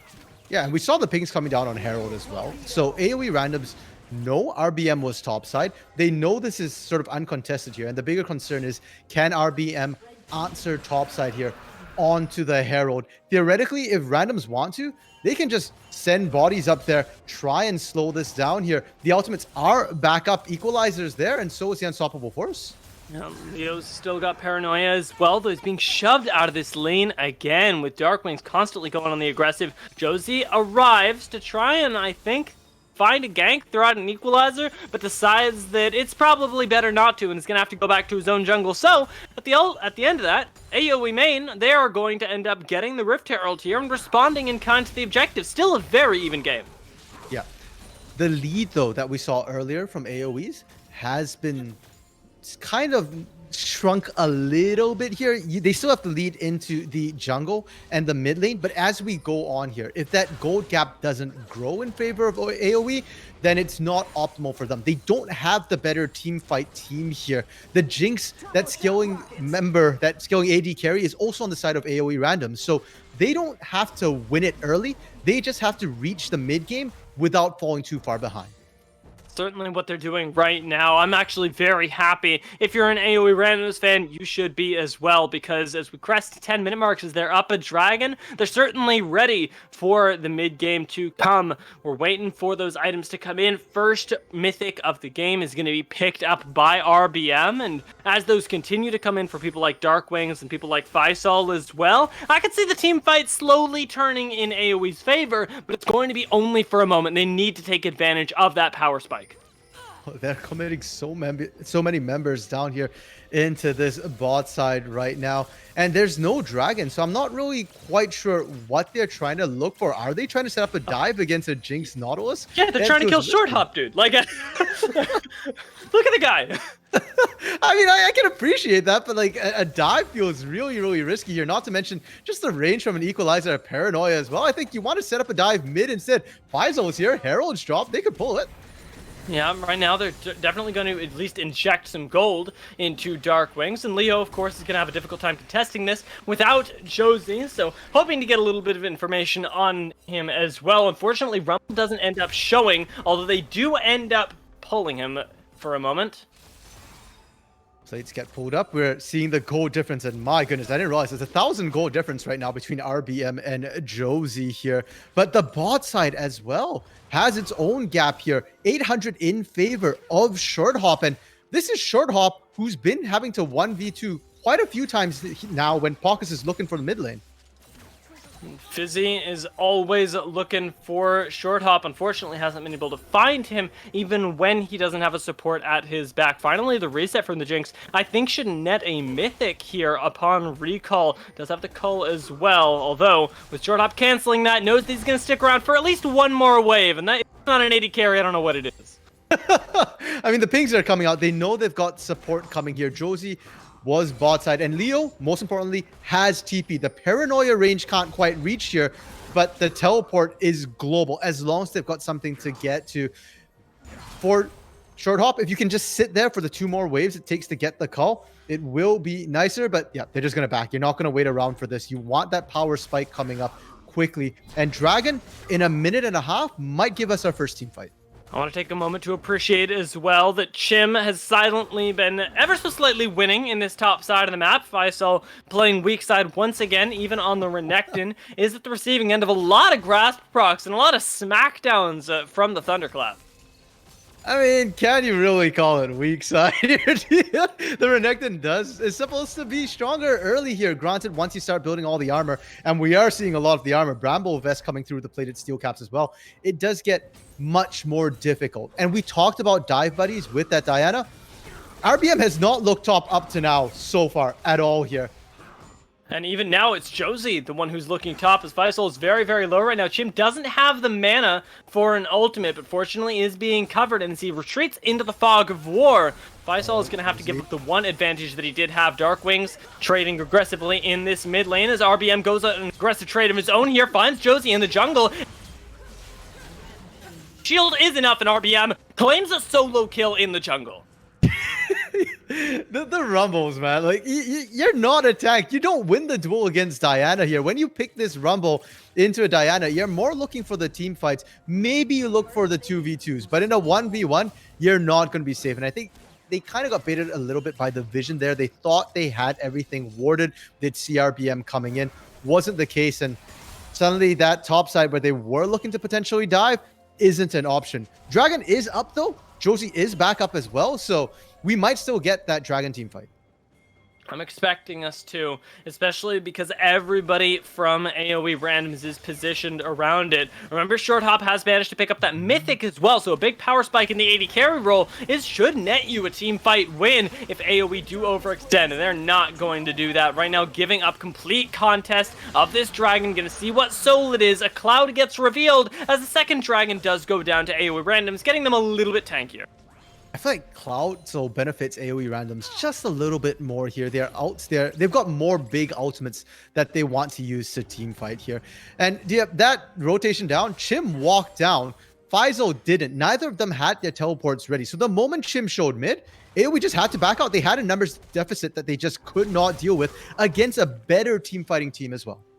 And now knowing that Chim's teleport is down, of course, they are still trying to pressure around this mid lane. Leo is looking to get dove right now as that mid lane tower does fall, so a good force away does net a little bit of global map pressure to the main roster of AOE. Haven't cracked that mid lane tower now. They should be able to rotate. Their side lane is around a little bit more. Oh, I love this collapse here, but they decide to call it back off. Pockets and Josie was coming up, and Darkwings did recall. I thought they had the members there. They could have set up an ambush in the jungle to catch a rotation, or just dive Chim, get the turret top as well. They can always choose to set that up once again. Herald is up as well, so they've decided to send Darkwings on with the TP so they can focus these topside objectives. Yeah, I like. Ooh, that was a very interesting attempt on a steal of a blue buff. That almost worked too. Yeah, that control ward in the bush still hasn't been cleared. It's been sitting there a long time. It's got the Distinguished Order of Ward Longevity and Health Award for itself right now here. Nice attempt. And you don't really lose anything for it. You're not expecting a team fight in the next little while here. And the ult's back up in a minute and a half. Certainly a short enough time to be able to contest any objectives that you would want to. Very clearly, AOE randoms don't really care to contest this Rift Herald, though. That's more or less been given over to the RBM Kingdom. Currently with Faisal still struggling in this top lane, I want to know which side lane this ends up going to next, because cracking open this top could give him a nice split push angle, but at the same time, I don't really see it turning into anything against Malphite. No, and the problem too is that they're taking so long to take this from Chim that look at where Leo is. Leo took the bot side outer turret, completely uncontested. It wasn't a healthier state than that top side here. So AOE, I mean, we talked about this last game and they had such a good early game, but it's starting to stall a little bit once again here. You've got your 4 kills on RBM. You need to take that and use it here. You are very, very strong and you should be able to burst down any target that you set your eyes to when you pull the trigger first. I'm going to take that one step further and say that they're not only very, very strong, they're at their strongest from right now for the next 3 to 4 minutes. Around that 20-minute mark is when we can start to look at AOE randoms comp to start picking up for themselves. But this is the kingdom of the AOE main roster, is right here, right now. And if we look at the map state, they're not doing anything with it. There's not very much to make plays. They're sitting here playing defensively when they should be winning the game. Now, for the side of AOE randoms here, we already said that they just have to kind of sit back and they'll be okay for the most part here. But for them too, there's no reason for them to be making too many risky proactive moves here. If they can get a turret, great. If they can pressure a lane, great. But they just mostly want to fight around these major objectives here. We talked about the fact that Cloud Drake benefits them. Cloud Soul isn't going to look too bad for them whatsoever here. And they might just want to scale up to the Baron. If we're talking about objective plays, Baron's always a big one because it shreds the team here and it takes so much longer. So you can set up much better team fights around it.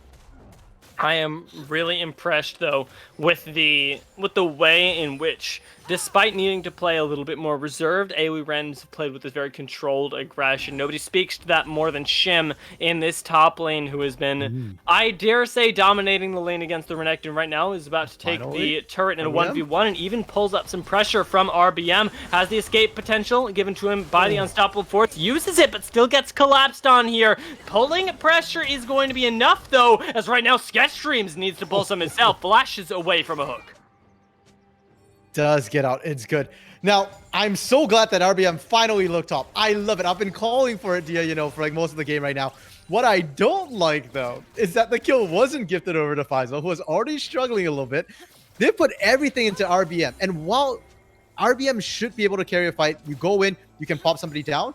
Putting all your eggs in one basket is a risky measure as well. If RBM goes down, who carries the fight, Dia? RBM. That's my best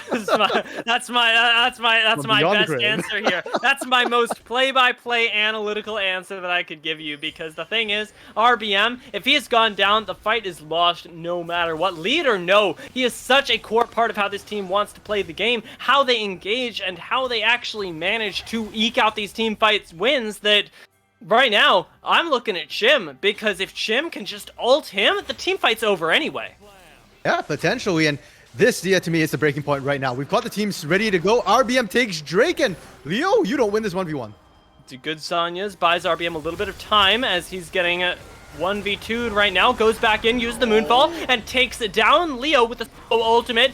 We do have Short Hop struggling to get involved a little bit, and that's cost Josie his life. The damage from Jinx just isn't available for 90% of that entire engagement, and a very misdirection sort of engage from AOE randoms. They have no idea what they're actually trying to do when they fall apart.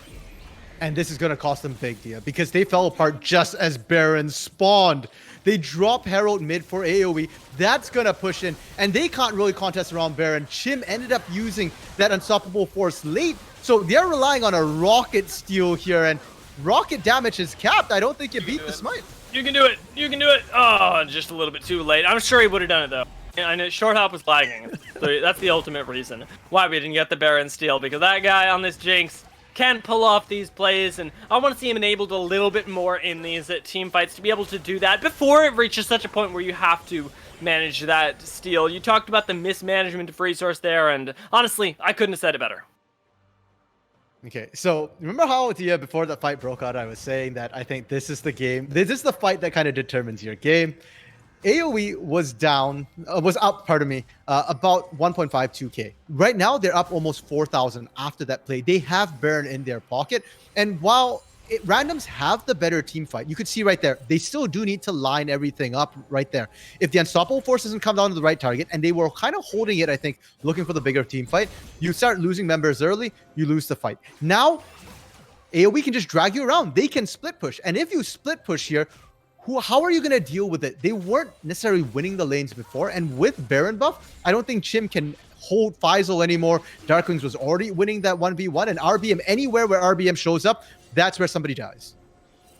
Now he's just hanging around in your top side jungle. You can see that AoE with this Baron buff have reclaimed vision superiority and have a really nice multi-lane push going on. Fizzy, though, just one dive in this mid lane, forces multiple members off and finds the collapse on the side here. Pockets horribly mispositioned, is just gonna die, and Short Hop can't quite put out the damage to finish off a kill. In the meantime, mid lane tower is gonna get finished, so is the inhibitor, and AoE random just found themselves losing map pressure in a huge way.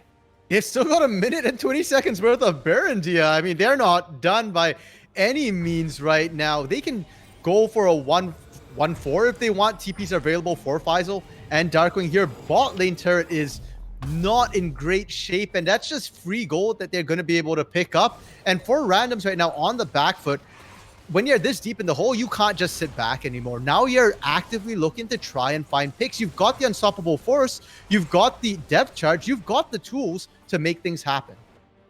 Let's talk a little bit about RBM's build as well. You'll notice that he used the stopwatch in the last fight. Isn't Tazanya's Hourglass here. Instead, he's chosen to invest his time into the Magi's Soul Stealer. So if that doesn't give you confidence, I don't know what does. But at the same time, it also gives AoE randoms a very definitive thing to focus. If the 5 kills, make it 6 kills, weren't enough, now you've got even more incentive to take this guy down, and if you can just layer the CC, there's no escape anymore for this Diana. Not gonna lie to you, I'm not so sure how I feel about this Magi here. I think if you're behind, Magi is a great item because you need a snowball or else you're dead anyways. If you're so far ahead that your entire team is super far ahead, I think it's a great item. But when you're the main person who's ahead, that just paints a bigger target on your back here. Yeah, at this point, honestly, it would be a good investment if just Chim and Leo were to ult just the Diana right now. We at least get Chim doing it, though, with the equalizer gets dropped down.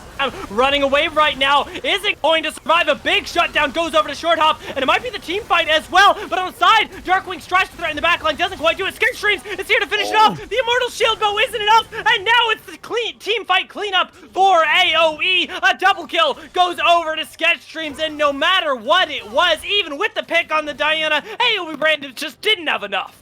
I mean, I respect what randoms did. We said they needed to pull a trigger somewhere.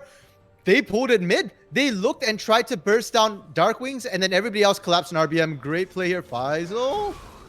I mean, Faisal really doesn't have to do anything. He can, he can just hang out here because they're winning the game. In the meantime, I don't see any contest coming in anytime soon. 9 seconds on Chim, and it doesn't look like it's going to be enough as the second Nexus tower is going to fall. The Nexus is under fire, and it is a game right on the edge, and Leo can't quite stop anybody. Chim doesn't have the ultimate here. The autos are coming through. Can you find the shutdowns where you need them? Faisal tries to finish this off the Nexus, and he gets the last auto for an AoE main roster win.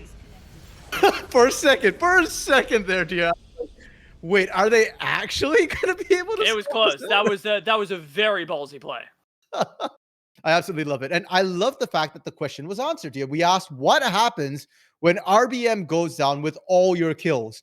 Apparently, the answer is Sketchstream steps up, going from, was it 1-2 or 1-1 to 5-2 and 4 to end the game here. Sketchstream stepped up in a huge way. And I was a little worried because Kaisa usually pops off early. That didn't happen this game. Sketchstreams looked like they were struggling a little bit into short hop, but when it mattered, that was all it took.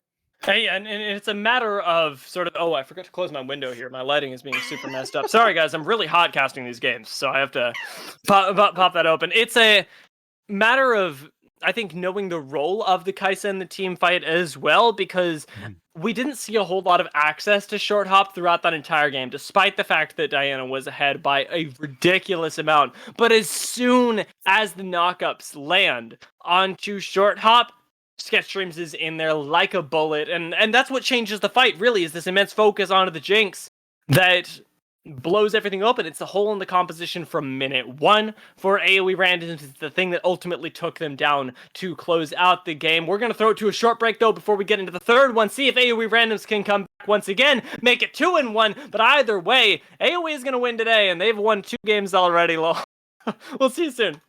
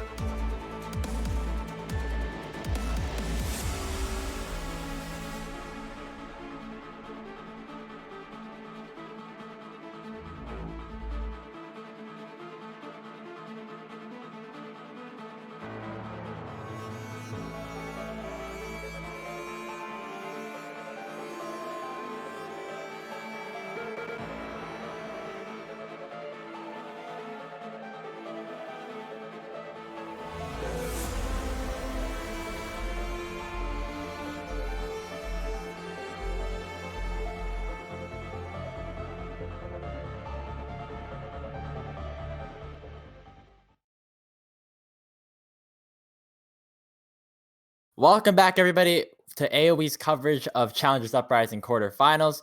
Gunjan, that was a game to say the least, and now we've got a series on our hands. AOE main evens it up at 1-1.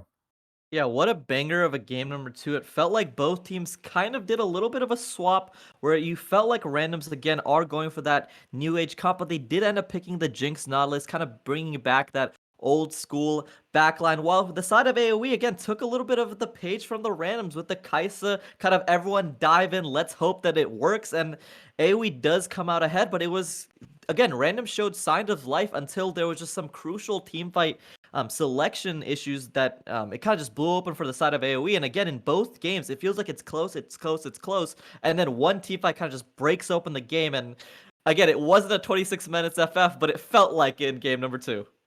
Well, the game ended almost as shortly. The only difference is May Nasser ended up actually killing the Nexus in that game. Sure, it was close, but I think the three words that we have to describe that game are R, B, and M. Our boy, really big meme, picking up the Diana, coming up huge, and a lot of it was facilitated by his solo laners, Faisal and Darkwings, really helped him get some of that advantage in that early game with some of those invades. Yeah, and you could see that they utilized the Diana, but as well as the strong solo laners to really establish what the Diana wants to do in the early game. You saw the Jace kind of move up anytime he could to try to drop vision, to try to drop anything so they could spot out the Rumble in the jungle, and then the Diana would make the roam over and try to get any sort of fight going because they had the Renekton priority from the top lane. So it was really well played by AoE main team in game number two, especially in the early game, and I liked how they kind of facilitated and used the fact that they have those strong solo laners to really establish some vision control. Because in game number one, it felt like Randoms was kind of running away with just vision control and vision dominance. And game number two, AoE really fought back. And we're going to take a look at some of these replays right now just to give you a little bit of an insight, or if you're just tuning in to show you what exactly happened. And this play down in the bottom side, just once again showcasing, even though RBM was really impactful, Josie did show up, especially towards this bottom side in terms of prio. Yeah, and this is a banger of a team fight because everyone is level 5 and they're hitting level 6s at like just minuscule opportunities. But RBM gets such a big ultimate after he gets the kill onto the Rumble. Just an amazing play by RBM. Kind of creates the snowball going, but then Chim hits level 6 off of just a random minion kill. And the team fight goes pretty even. But this team fight, I remember we were kind of scratching their heads because it felt so awkward to kind of watch, but at the end of the day, RBM was so far ahead, you just kind of wiped everybody. Yeah, and the thing that we definitely wanted to mention here is AoE randoms doesn't really need to go for this. Yeah, it's a Cloud Dragon, and you already have that 2-0 lead. Sure, getting the soul is nice, but just given the strength there, I wasn't exactly confident of randoms really going for that fight. And this is basically the one that broke the camel's back. And it just shows, even though RBM does end up falling, the rest of AoE was able to come in. Sketchstreams in particular had a huge fight here. Yeah, and it felt like AoE randoms were kind of just playing for the house's money at that point because they felt like, especially with the Baron buff that AoE had, they were kind of just breaking open every single slot of the map. So without kind of going to those second inhibitor loss or the third inhibitor loss, they just kind of went for the big fight. They ended up feeling like they could catch on to Darkwings, but it just wasn't enough. They didn't have enough damage. And at the end of the day, Sketchstreams was the big kind of factor of that team fight. He had so little focus on him because everyone was so tunneled on killing RBM and getting that big shutdown that Sketchstreams was able to hit fire away, and he cleans up, and AoE takes game number two. But it was incredibly close. And the big thing, and you mentioned it, is that in game number two, it felt like Randoms was forcing it at really awkward situations, especially that Cloud Dragon team fight where Randoms really did not have to fight that team fight. They had the 2-dragon advantage, so the only way that AoE ever forced a Soul or an Elder team fight is at like a really hyper late game. And once you hit that hyper late game, you would have Jinx on 3 items, Malphite on 3 items. You know, your champions would get to that point where they are incredibly strong, but they took the team fight when the only member that was sitting on 2 items was RBM on that Diana. And you could see the power that Diana had with the Proto Belt and the Gnasher Tooth as she just wiped every single member. And it was just an awkward team fight from Randoms, but it doesn't mean that Randoms kind of got wiped in game number two, even though the game time would kind of lie to you. It Yeah. was an incredibly close game, but they just couldn't pull it through. And just taking a look now, going towards game 3, now that the teams are both at 1-1, we're effectively at the same spot that we were for most of Cup, which is that coveted best of 3. You got to win 2 more games to take the series, go on to face the winner of Golden Guardians Academy versus Zeus, who, by the way, Zeus putting up a hell of a fight over there. But Gunchan, I wanted to get your insight on this because as we were saying before, a lot of this game 2 came down, I think, to a lot of decision-making mistakes that AOE Randoms made around those Dragon Pits. And I don't know if going towards this third game of the series, I'm not 100% sure if the draft necessarily is the problem. But Gunchan, I just wanted to hear your thoughts on whether or not Randoms may need to try something different here in this draft. I think in game number 3 draft, I kind of would like them. Again, in game number 2, I liked the way they played and the way that they were scaling up. They had the Malphite that was such a nuisance in that top lane that it felt like multiple members were being thrown at that time. And at that point, that's when Random should be looking to kind of take an advantage on the other side of the map. Going into game number 3 draft, I personally would like to just see a kind of a run back from game number 2 with just some mistakes kind of ironed out. I would like it if especially in the early game jungle play, that they made sure that Josie, even though he's doing a really great job of responding, I want it so that, especially if he doesn't have lane priority, to not try to contest the jungle so often. And I want AoE Rams to pick maybe stronger laners, especially in the early game, so that the game doesn't get away from them, especially with RBM. But we are going to be transitioning into game number 3. And my predictions, I know we're kind of transitioning into the best of 3. I personally give it to Randoms. I like what I've seen. Or, sorry, yeah, best of 5, but both teams have that 1-1. I like what I've seen from Randoms, and again, I'm not a flip-flopper, but I'm going to be changing my pick. I think it's actually going to be Randoms This is in spicy 5. here. Well, we'll see if Gunjan's prediction switch over. I don't know if that's technically allowed by the rules. I guess our producer will get back to us on that, but we are receiving word that Pro Draft for Game 3 is ready to go. So Dia and RMC, take it away. All right, welcome back to the desk, folks. It is, as they say, AoE versus AoE Randoms, both familial teams here, going up at what is starting to become a best of 3. Thank you, Greats, for pointing that out, that we're now at the point where I think they've played a few more of these, reset the mentals, go for the high hype plays here. But the other thing that was said on the analyst desk that I really liked was that the drafts aren't necessarily the problem here, and it's more about that decision-making come the mid-game.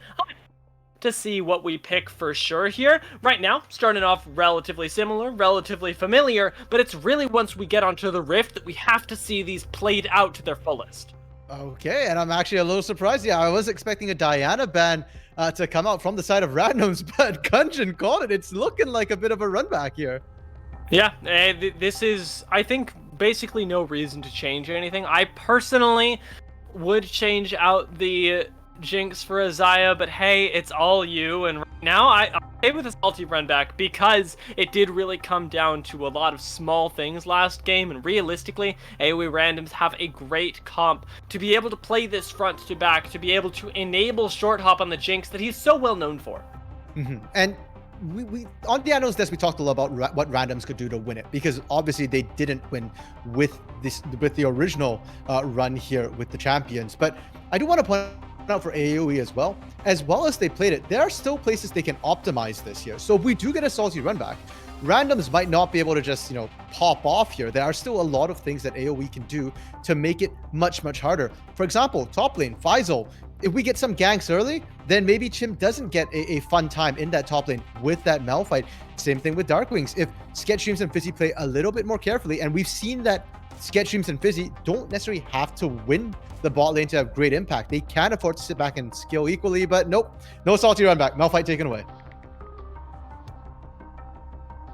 There we go. Yes, thank you. I was like, wait. The Nautilus was not the Malphite. Yes, Malphite banned, and the Varus banned as well for short hop, something that we've heard a lot about. And a Swain picked up to top it all off here is actually a really nice adaptation into the initial core of AoE. You got a big dive composition. Nothing sucks more than diving onto a Swain who is happy to have you there. Literally, and unless you build Grievous Wound, that suck is going to be big suck, and it's going to do a lot of damage, a lot of healing here. So expect to see early Grievous Wounds. For the side of Randoms, I mean, so far, randoms haven't played anything too crazy. So I love seeing the Swain here. And my question is, where's the Swain going? Theoretically, from what we see, it should be mid. But Nautilus jungle is a thing. We are on patch 11.11 right now. And hey, maybe you send that Nautilus in the jungle, you send Rumble mid, Nocturne top, and Swain support. I don't know. I think yeah, Swain likely not going into support. Although the other thing that we might have seen. Okay, there we go. The other thing that we might have seen is a Swain 80 carry. And that is what looks like is happening right now. As my brain struggles to comprehend, processes, and then understands.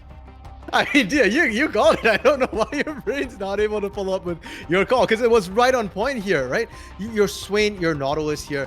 And we've seen time and time again that short hop's really good at sort of handling the 1v2. With the Swain, it's a little bit more difficult in a way because your range is shorter, but at the same time, the gold matters a little less than something like a Jinx. And the Wukong that's coming through from Chim here.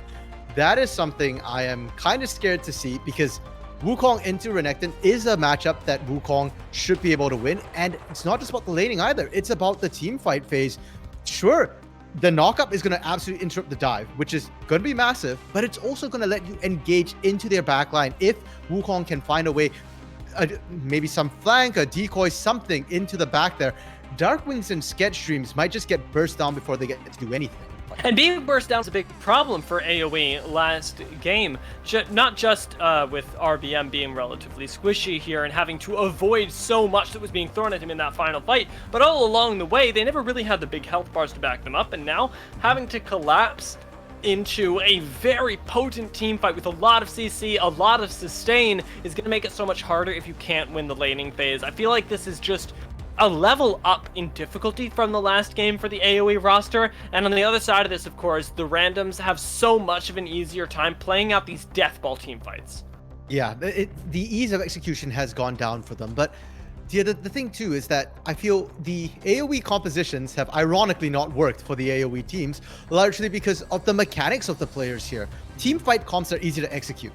Right, like if you're down in gold and plat, team fight comps win almost every time. But as you get higher and higher up, it becomes harder because the players are better at not getting caught out. In game 1, randoms had so much mobility that they could play around it. In game 2, AOE didn't necessarily have quite as much mobility, but they were able to recognize when it was going to come, make sure that they split up, and that randoms had to make tough choices there, and there were no optimal engages to be found as well. In game 3, that's still there. It's still going to be difficult to find the optimal engage. I don't even know if an optimal engage exists. Like, what is the optimal engage here? Like, I'm looking at it.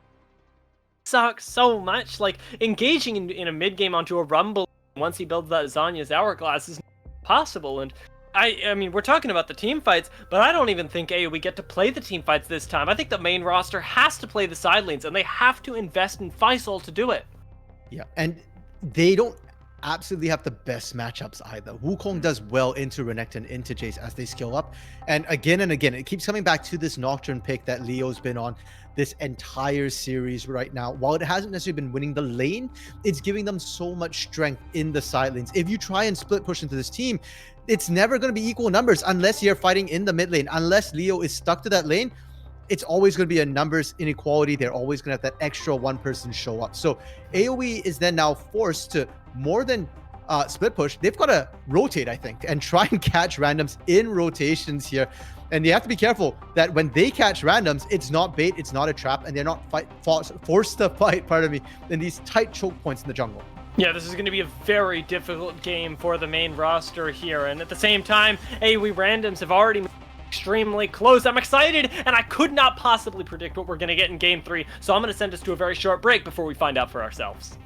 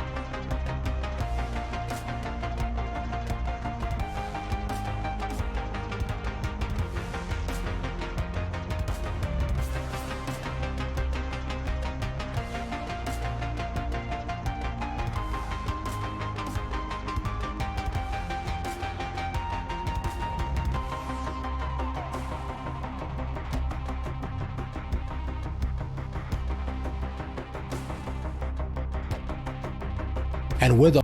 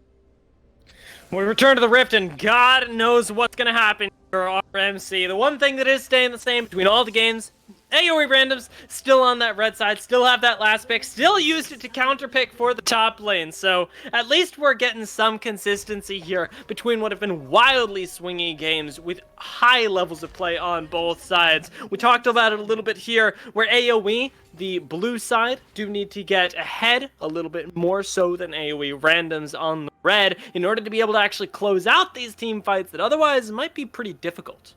Yeah, and if we're looking at how they can get a lead, well, I think every lane this time actually is pretty good for a gank from RBM here. We were talking about the Wukong being a counter pick. It was the R5 here. And it does, later on in the game, do find into Renekton while bringing tons of team fight strength. It interrupts the dive coming through from AoE. There's a lot of strong points about it. But the weak point is that the early couple of levels, Wukong does find it difficult to trade into the Renekton. And will probably run low trying to farm.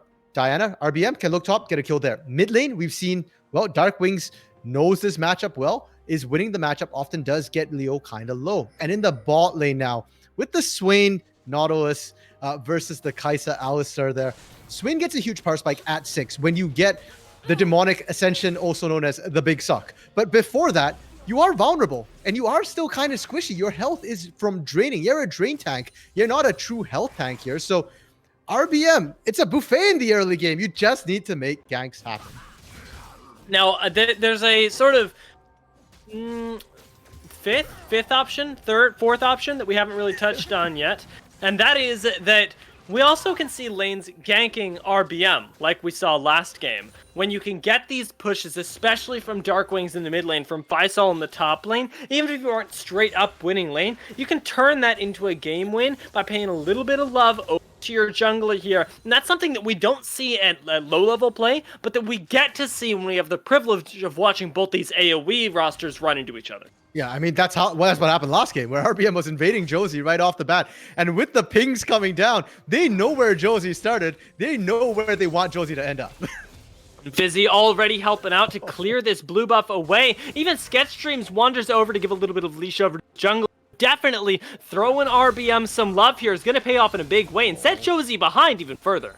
I love it. They've 3-buff Josie here. Josie can't even walk into the enemy top side, into the blue buff of AoE, because if you do, RBM just falls back. And look at the mid and top lane states right now. Faisal has shoved the wave under turret. Darkwings has shoved the wave under turret. God. Leo and Jim, they can't back you. Oh my, Faisal not only shoved the wave, it's trying to zone Josie off Krugs as well. This is literally just trying to make the entire game a 4v5 by eliminating the so early. Faisal is pulling some attention from Josie though, and since he didn't manage to take away his health or his Krugs, does have to be careful, but they have full vision of this rumble right now, and Josie, for at least the next couple minutes, is effectively out of the game, where RBM is definitely not going for a gank in the mid lane, pops onto Leo, should be forcing the flash here as Darkwings finally lands that last shock blast there, and Leo, what happened?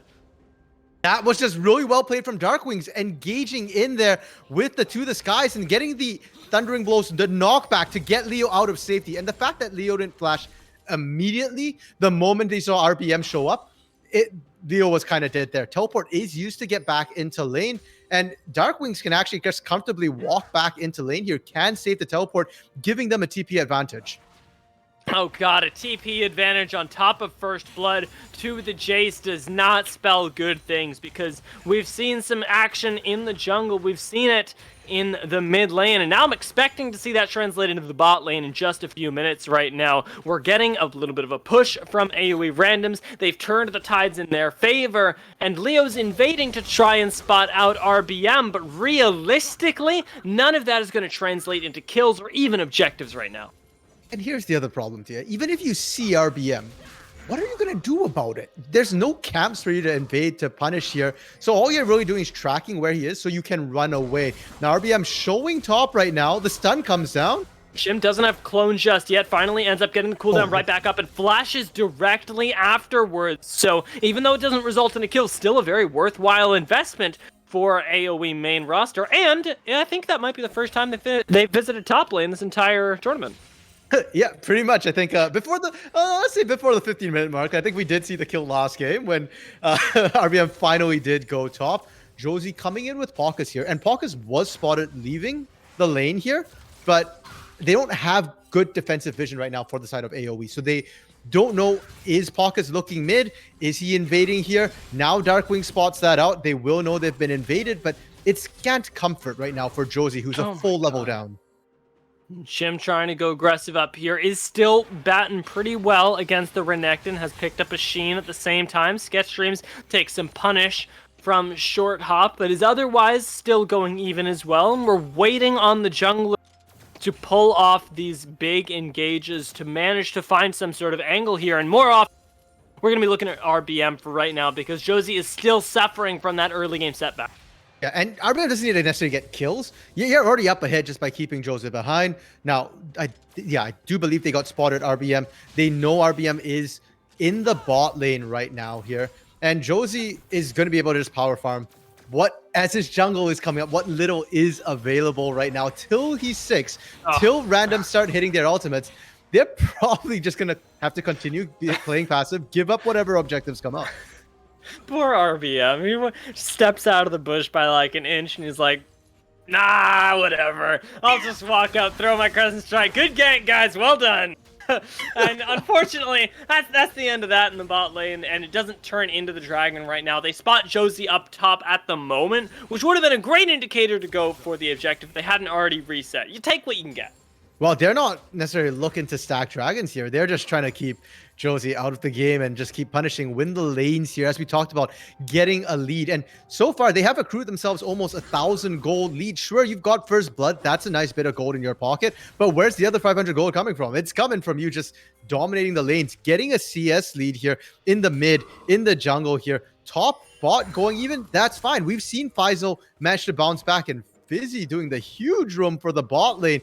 All the way top right now. Actually, if we can get a little bit of focus right now, I believe RBM just pinged it out, but right next to the blue buff, there is a ward that spotted out both RBM and Fizzy making their way to the top lane, and by the transitive property of equality, saved Chim's life. So I'd like to honor that ward for being the thing that has kept AOE randoms from falling behind even further in this early game, because play that was set up for success.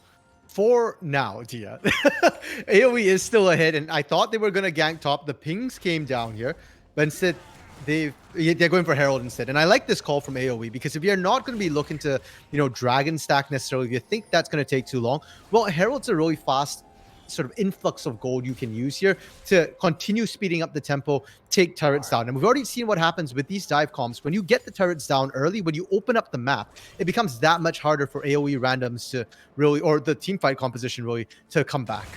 Oh, the patience from AOE randoms isn't quite enough there to bait out the Fizzy catch yet either. So it's going to be Alistair getting the Unbreakable Will before any of that manages to happen. No snowball occurring in the bot lane just yet, but importantly, Short Hop is actually keeping up in the CS department, despite the fact that he is a little bit shorter range. Yep, and is now 6. So that Swain is online right now. They saw Herald went down. They're going to trade the Inferno, and randoms, this is good for them. They are the ones who want to dragon stack here. They are the ones who want to look for these major objectives when their composition comes online. And the moment Paucus is 6 here, I kind of want to start seeing those ultimates thrown around, get some weight down, get some of this AoE going here. Get some of the AoE. It's been going all the time, RMC. The AoE never stops on this channel, and in this quarterfinals, no less. As well, let's all remember that that's exactly what's on the line right now.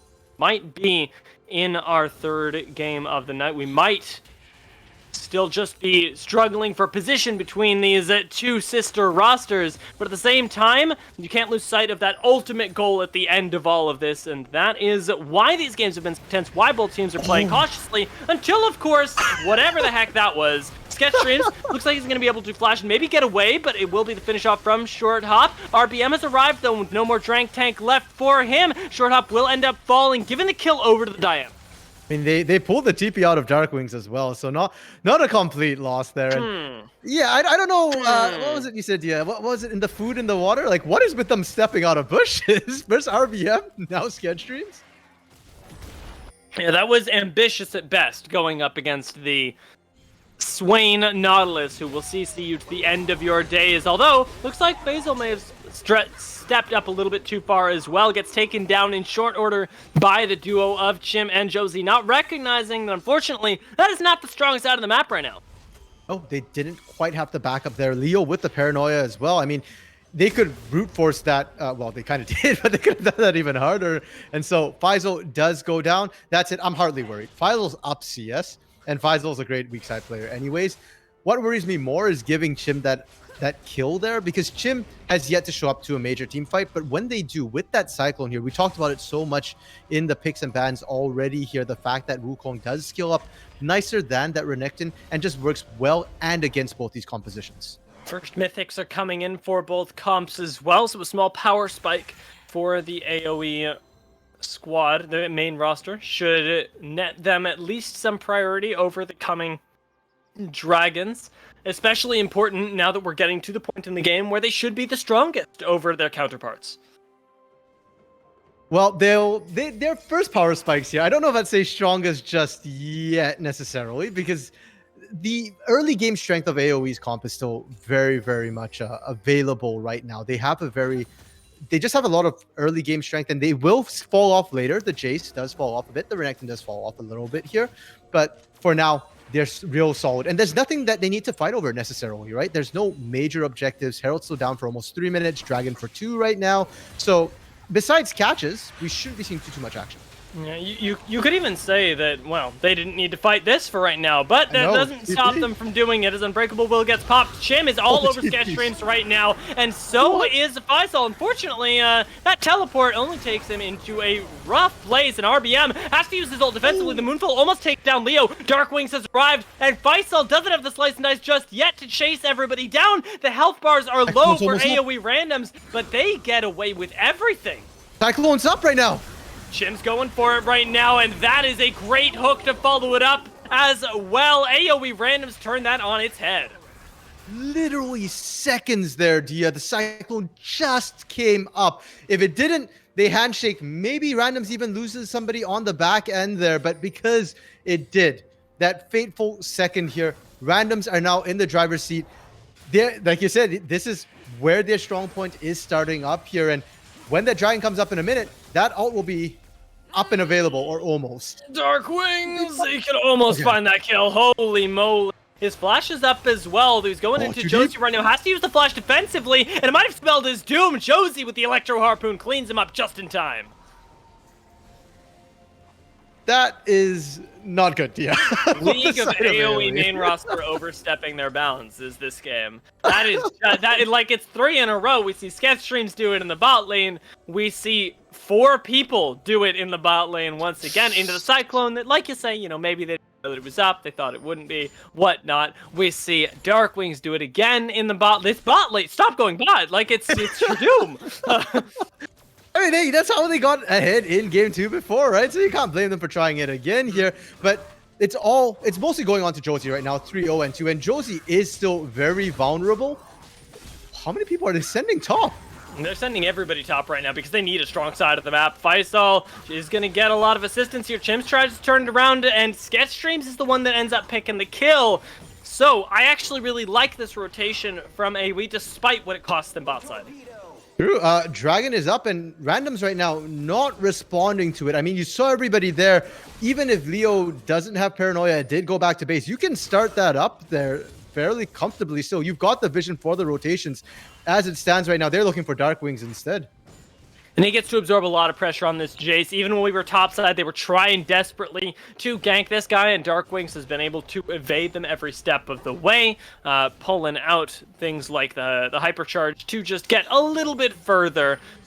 I'm actually really happy with the way the Darkwings has performed, despite his overstep in the bot lane, but he has yet to become that team fight carry source, or even side lane carry source, and I don't see Jace becoming one this game if he doesn't get that going before the next 6 minutes pass. Yeah, I'd agree with that here. You know, before the 20-minute mark, if you're not getting advantage, how are you going to find it later? Chim is also slowly scaling up. And again, Leo. This Nocturne right now is that nail just stuck in AoE's gullet. They can't effectively play around it here. They have to be hyper aware. Now, bot side turret did go down. AoE did pick up first turret, but was answered immediately. And the gold is dead even right now with randoms up ahead in Dragons. They have the slightest edge here, and they're comfortable with that. They can continue to wait for these objectives right now. Wait and see how AoE is going to answer that. How are you going to engage into this massive team fighting team, which has such good disruption? So much of this needs to be on Fizzy, and it needs to be perfect. I know that I sang songs about the guys Alistair, but if AOE and the main roster want to be able to contend with AOE randoms, they have to be able to find at least some engages in situations. The games have been so ridiculously close so far, and it needs to be everybody's game day, not just one. RBM, though, tries to make it solo, goes in mid lane, gets exhausted instantly, follows it. But there's so much drain tankiness on this Swain, and with no grievous wounds around, he does not fall. Yeah, and just not having healing cut at this point means you can't effectively fight this. That's 3 members thrown into it. And I want to point out once again that RBM actually stepped out of push before that fight started a little bit as well. Did it make a difference? Not exactly. I mean, RBM still managed to find the engage, but it's a disturbing habit here, Dia. And I'm very, very concerned because when you are the team that needs to find picks here, you kind of need to set your traps up right. Yeah, they've got to be the ones that are playing this really cleanly. And you know what? They deny at least the demonic ascension from Swain right now, the big suck, as we affectionately call it. And that's a good tool for them if they want to try and find some other objective. But right now, they're kind of creating one for themselves with this Rift Tail in the mid lane. And I'm not even sure you could push this with the demonic ascension down. Yeah, no, not quite there. The turret's still a little too healthy, and they don't have full vision on where everybody is necessarily. Chim did just leave top lane. I think hadn't quite shown on the ward yet, so they weren't 100% if Chim just kind of jumped over the wall. And despite the fact that it looks like 3 in the mid, you've got to assume it's 4. Leo's still there. Bot side though, Darkwing's shoving up the wave, but if you not quite able to reach the turret before Leo gets there, and we continue this sort of lull state. Yeah. Yeah, and it's a problem. It's a problem for the AOE main roster specifically, because AOE randoms are happy to be able to continue clearing back and forth ways, get short hop even further ahead, let themselves sort of relax with the dragon advantage that they already have. Worst comes to worst, they don't even have to contest the next 3 Drakes that come up, despite the fact that it's an Ocean Soul, and AOE main roster on the other side of that have got to go for every single one.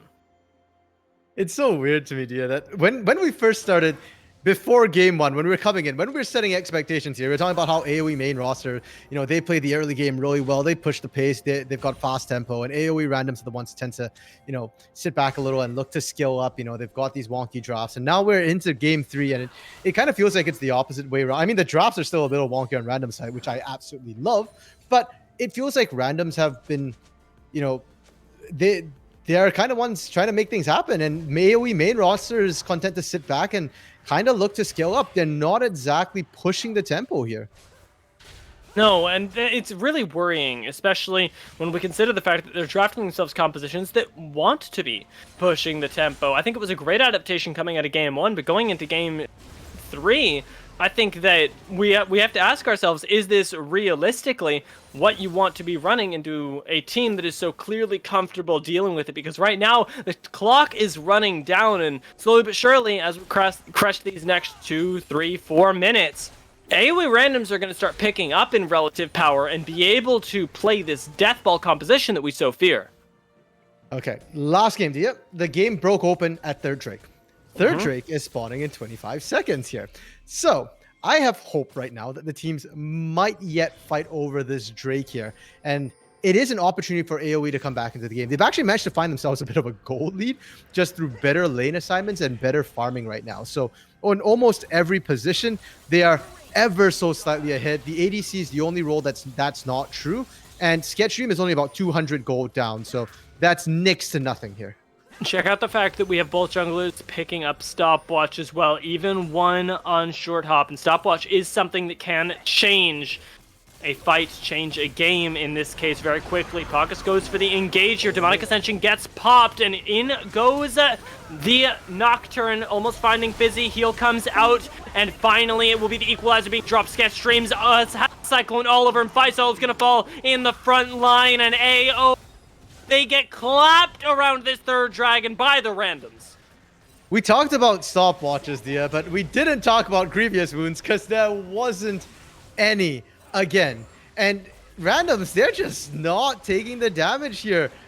you can just walk up a short hop, not worry about anything there. And what we did see was the equalizer coming down, the lights turning off, and AOE just not being on the same page, not being on the same half of the line there.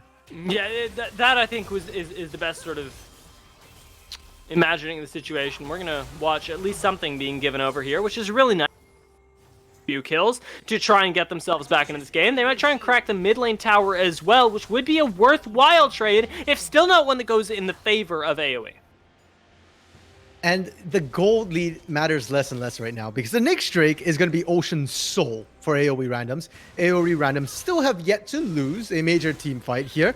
And so AOE, they're kind of, I don't want to say forced to, but they're attempting this Desperation Baron right now. There's no vision.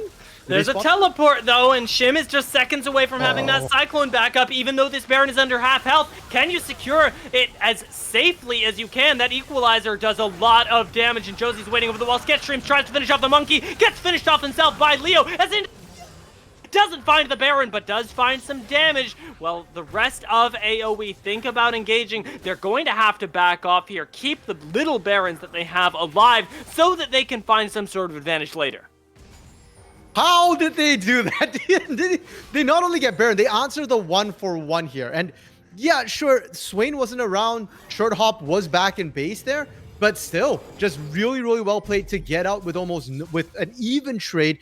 And I was just saying, you know, if they sit back, they wait for that Ocean Soul, they're going to be in a bad spot.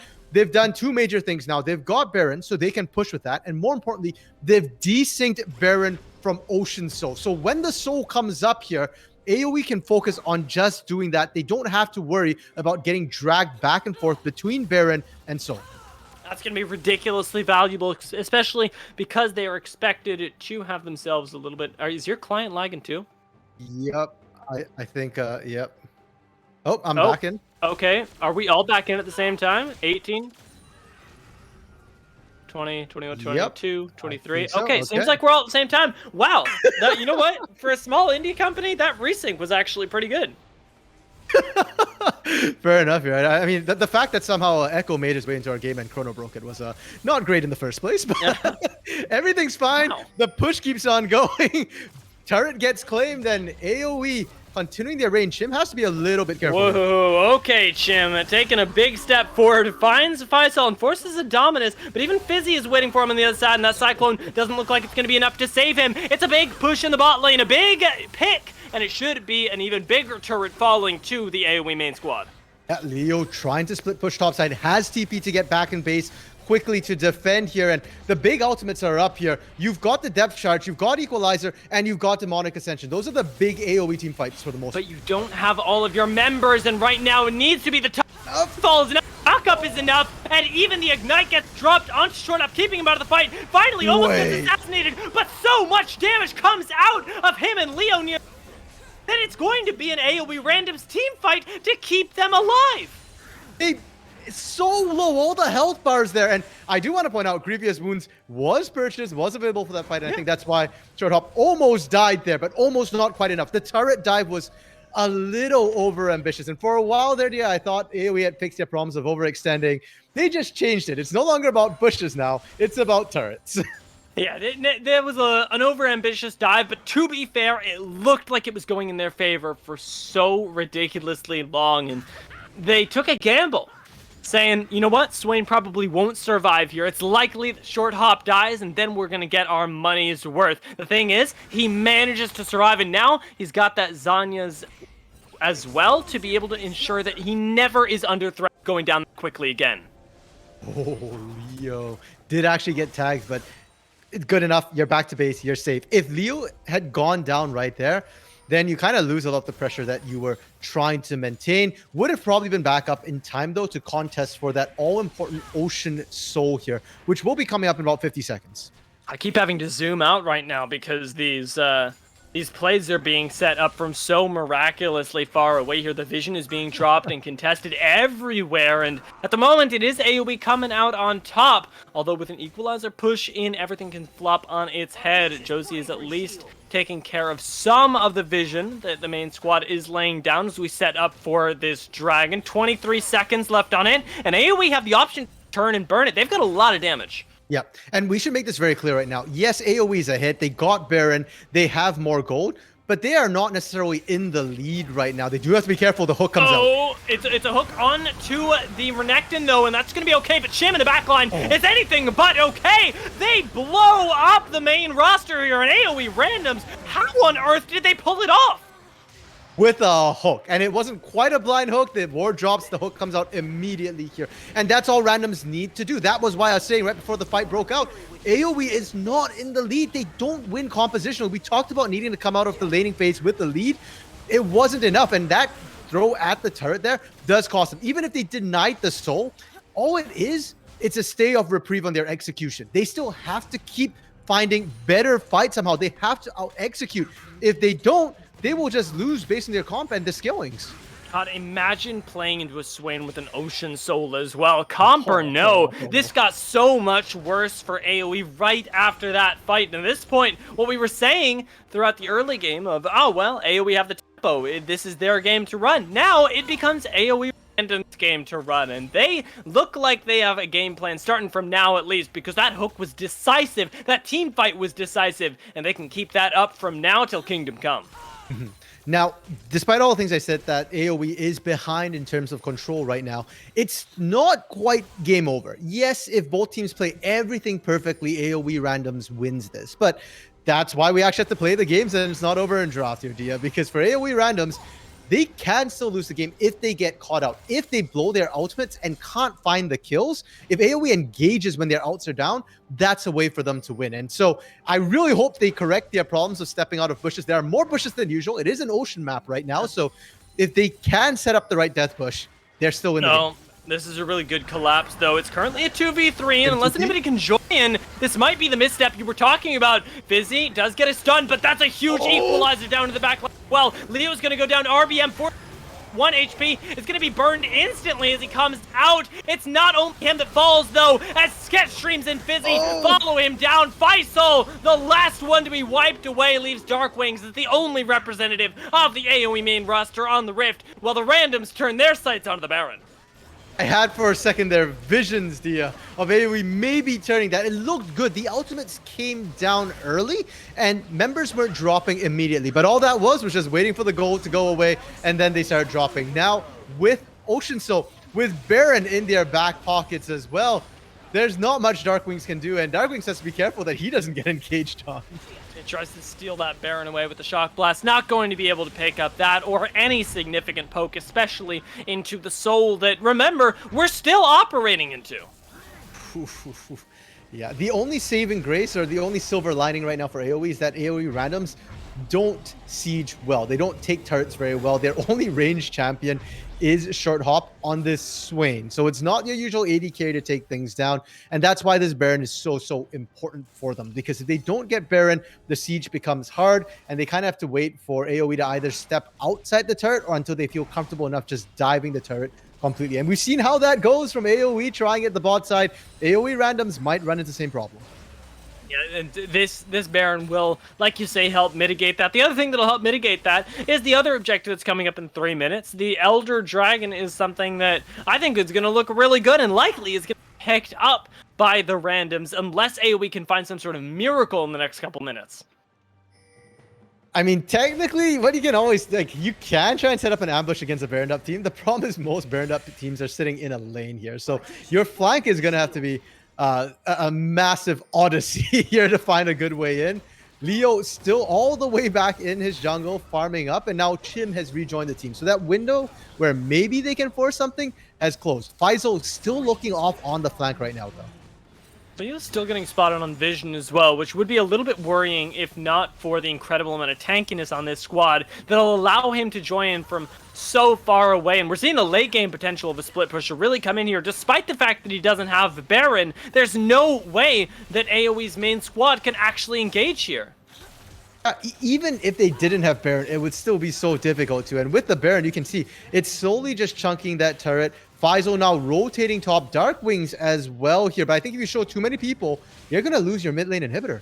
Yeah, 2 people showing up top lane, need to get this pick, but Leo's able to escape with no minion wave in the mid lane. They get bought a little bit of time, while Chim is hoping to try and find some sort of an engage from the side here. We'll see what ends up blowing up in the face of AOE, as right now, it's Pakis starting us off. Ultimate instantly gets popped from Swain, and Leo goes into the back line, finds at least 1 kill, and with Chim joining him, makes it a second. The hook lands again from Pakis, pulling everybody into the Swain's AOE. Wings is finally going to be taken down under the top lane tower. That is an ace. That is the inhibitor, and that is ostensibly the game as AOE random clap back one more time. More importantly, Tia, AOE has just won a game. One of the AOEs has just won a game with an actual team fighting composition here. I think that's pretty big because no longer can you just kind of focus down the Diana, the Renekton, and the Jace here. You actually need to start having answers to how AOE randoms are going into you. The Moonfall and the Pulverize look good on paper, but when there's that many tanky targets, it just wasn't enough CC, even with the turret helping out. Yeah, that was, I think, really impressively played from AOE randoms. And at the same time, I do want to say that a little bit was left to be desired from the AOE main squad. We were saying the whole time that they need to be putting the pressure down in the early stages of the game, and we saw a little bit of it. We got a taste, but it was nothing compared to what we know that it can be with Renekton, Jace, Diana, Alistair. There's so much potential here, and whether that was AOE misstepping, not able to put out enough of it, or AOE randoms being able to play really well defensively, it ultimately ends up looking really bad for the main roster because they couldn't find enough of an advantage with a comp that was so clearly itemized into it. And it was a decision they opted for, right? Like they could have ganked lanes. They opted to try and set Josie behind. And while I respect it, it just didn't pan out because the whole goal of setting a jungler behind is that you get all the objectives. You kind of make it so they can't contest you. Whereas rather than going for the dragon, they would prefer to hunt Josie. And when they took the Herald, they sacked the dragon in exchange. It just, they allowed avenues for randoms to stay into the game here. Now going into game 4, I think, first of all, AOE randoms has done an amazing job laning, right? Like that was where we thought they would kind of struggle a little bit pound for pound against their lane opponents. That's not the case whatsoever. And I think AOE needs to start playing together as a team a little bit quicker, a little bit faster here. Don't just keep sitting in your lanes and trying to extend those leads because it's coming at the cost of objectives. I got one wish. I want to see Dark Wings on a carry because Jace is really strong, but I want to see him on something that can scale up into that late game. Take it to AOE randoms in these late knockdown, drag out fights that we have been seeing. But we're going to have to wait on what I want because what the teams want right now is to take a short break before they get back into the game. Take a little bit of a breather because this next one could be match point. AOE randoms are coming up on it. Let's see if they can close us out once we get back.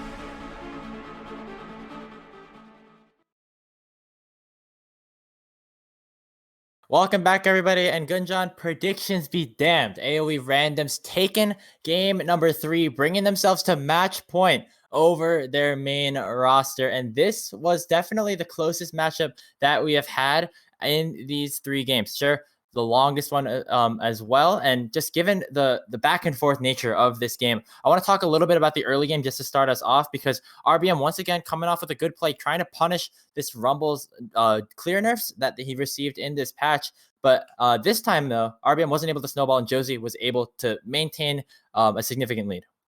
Yeah, and I liked what AoE did in the early game with that blitz almost, where the alley just immediately flashes onto the bot lane, forces them to kind of just give up the wave, push the wave in the tower, and then just blitz the blue side jungle for the Rumble. They got an incredibly big early game lead as Rumble was kind of just relegated to farming red buff and Krugs and then just backing. And so they got a big lead, but RBM wasn't able to get much from him because the lanes played safe enough, and eventually Josie caught up, and then we hit the kind of wall that we've been hitting in every single game where mid-game team fighting, mid-game team fighting, mid-game team fighting. And again, randoms look really strong because now I think they've kind of streamlined their comp even more into what they want to do, which is this mid-game dragon stacking team fighting comp. They've removed the AD carry. They don't even want to play with an AD carry. We don't need 3 items. We need just 1.5. That's what randoms are saying, and they picked the Swain pick, and it worked wonder for them in game number 3 because it dealt so much AoE damage. It wasn't squishy enough to where AoE could just immediately blow it up in team fights, and it just did what it needed to do to create that big zone where it felt like AoE was just kind of falling behind the play. And even though AoE did end up being able to sneak in that Baron and try to get some lead, when they overpressed just a little bit, that Swain pick punished them. And again, they fall behind now 2-1. And going into game number 4, we kind of want to talk about drafts. And one pick that I know we've been talking about, Grapes, is that Jace pick. I'm not a fan of it. Do you have any thoughts on it? Well, yeah, the Jace has been picked up by Darkwings in games 2 and 3. These are the first 2 games that we have seen Darkwings play the Jace, and it's also the first time that Jace has been picked or banned against by for this AoE main roster. So the only reason they're really picking it, just given our insight and what we know so far, is really just to take it away from Leo, because Leo is an exceptional Jace player, played it in all 3 games in that clinching playoff moment against Supernova. And now that Darkwings has taken this Jace twice, he hasn't looked like the player that we know he is on this pick. And I almost wonder if maybe moving him on to something else could be an option. But speaking of champions, Gunjan, I want to go back to the bottom lane, because when I talked to the coach of AoE Randoms, the big thing that we were getting from him was that watch out. We got to watch out for the weird picks that Short Hop and Pockets can bring out. They brought out the Senna Maokai against Supernova yesterday, and today they bring up that Swain. We're going to show you a couple of replays just to break down what happened in those games. But basically, first of all, this was a beautiful play in the mid lane. But on top of that, the early game prio from AoE main squad, it really didn't do much to give them any bigger leads than necessary.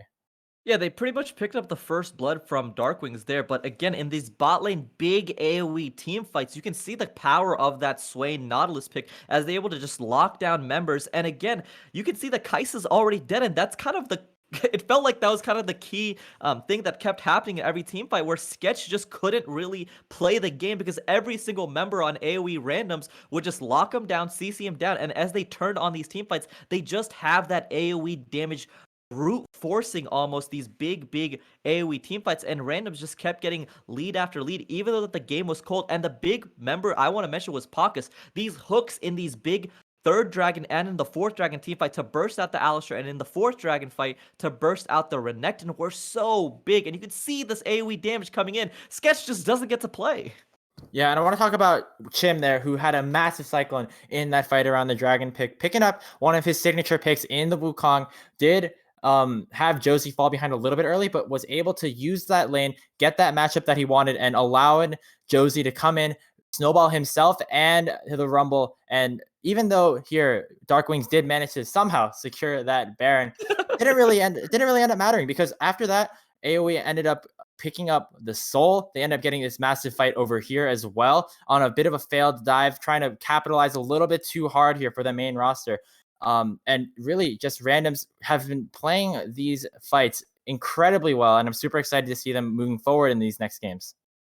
Yeah, and you can see this is the big fight that I was talking about where Pocus does land the hook onto Renekton and he gets instantly burst out. And then you can see Kai'Sa in the backline try to deal any damage, but there's so many short-range, big AoE damage threats that Kai'Sa just never gets to really sit there and auto-attack. And again, it felt like Sketch Streams was just kind of an afterthought in these fights, and it's not his fault. The comp was just built so perfectly by AoE randoms that there was no way for an AD carry to really interact or do anything in these big team fights. And credits to randoms for really switching it up. I like how they kind of adapted after game number 2. I was saying that the draft wasn't really the issue. It felt like they were just team fight calls and kind of initiations that were kind of suspect from them. And in game number 3, they said, okay, you don't like the Jinx pick? We're just going to subvert expectations, no AD carry anymore, and no AD carry for the side of AoE after the Chim jumps onto him in the backline, and they just went full onto that AoE mid-game team comp, and I like how they've kind of adapted going into game number 3 and going into game number 4. I hope that AoE adjusts because I want a best of 5.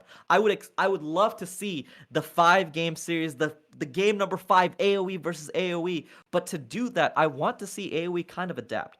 They've picked the Jace in game number 2, they picked Jason to game number 3.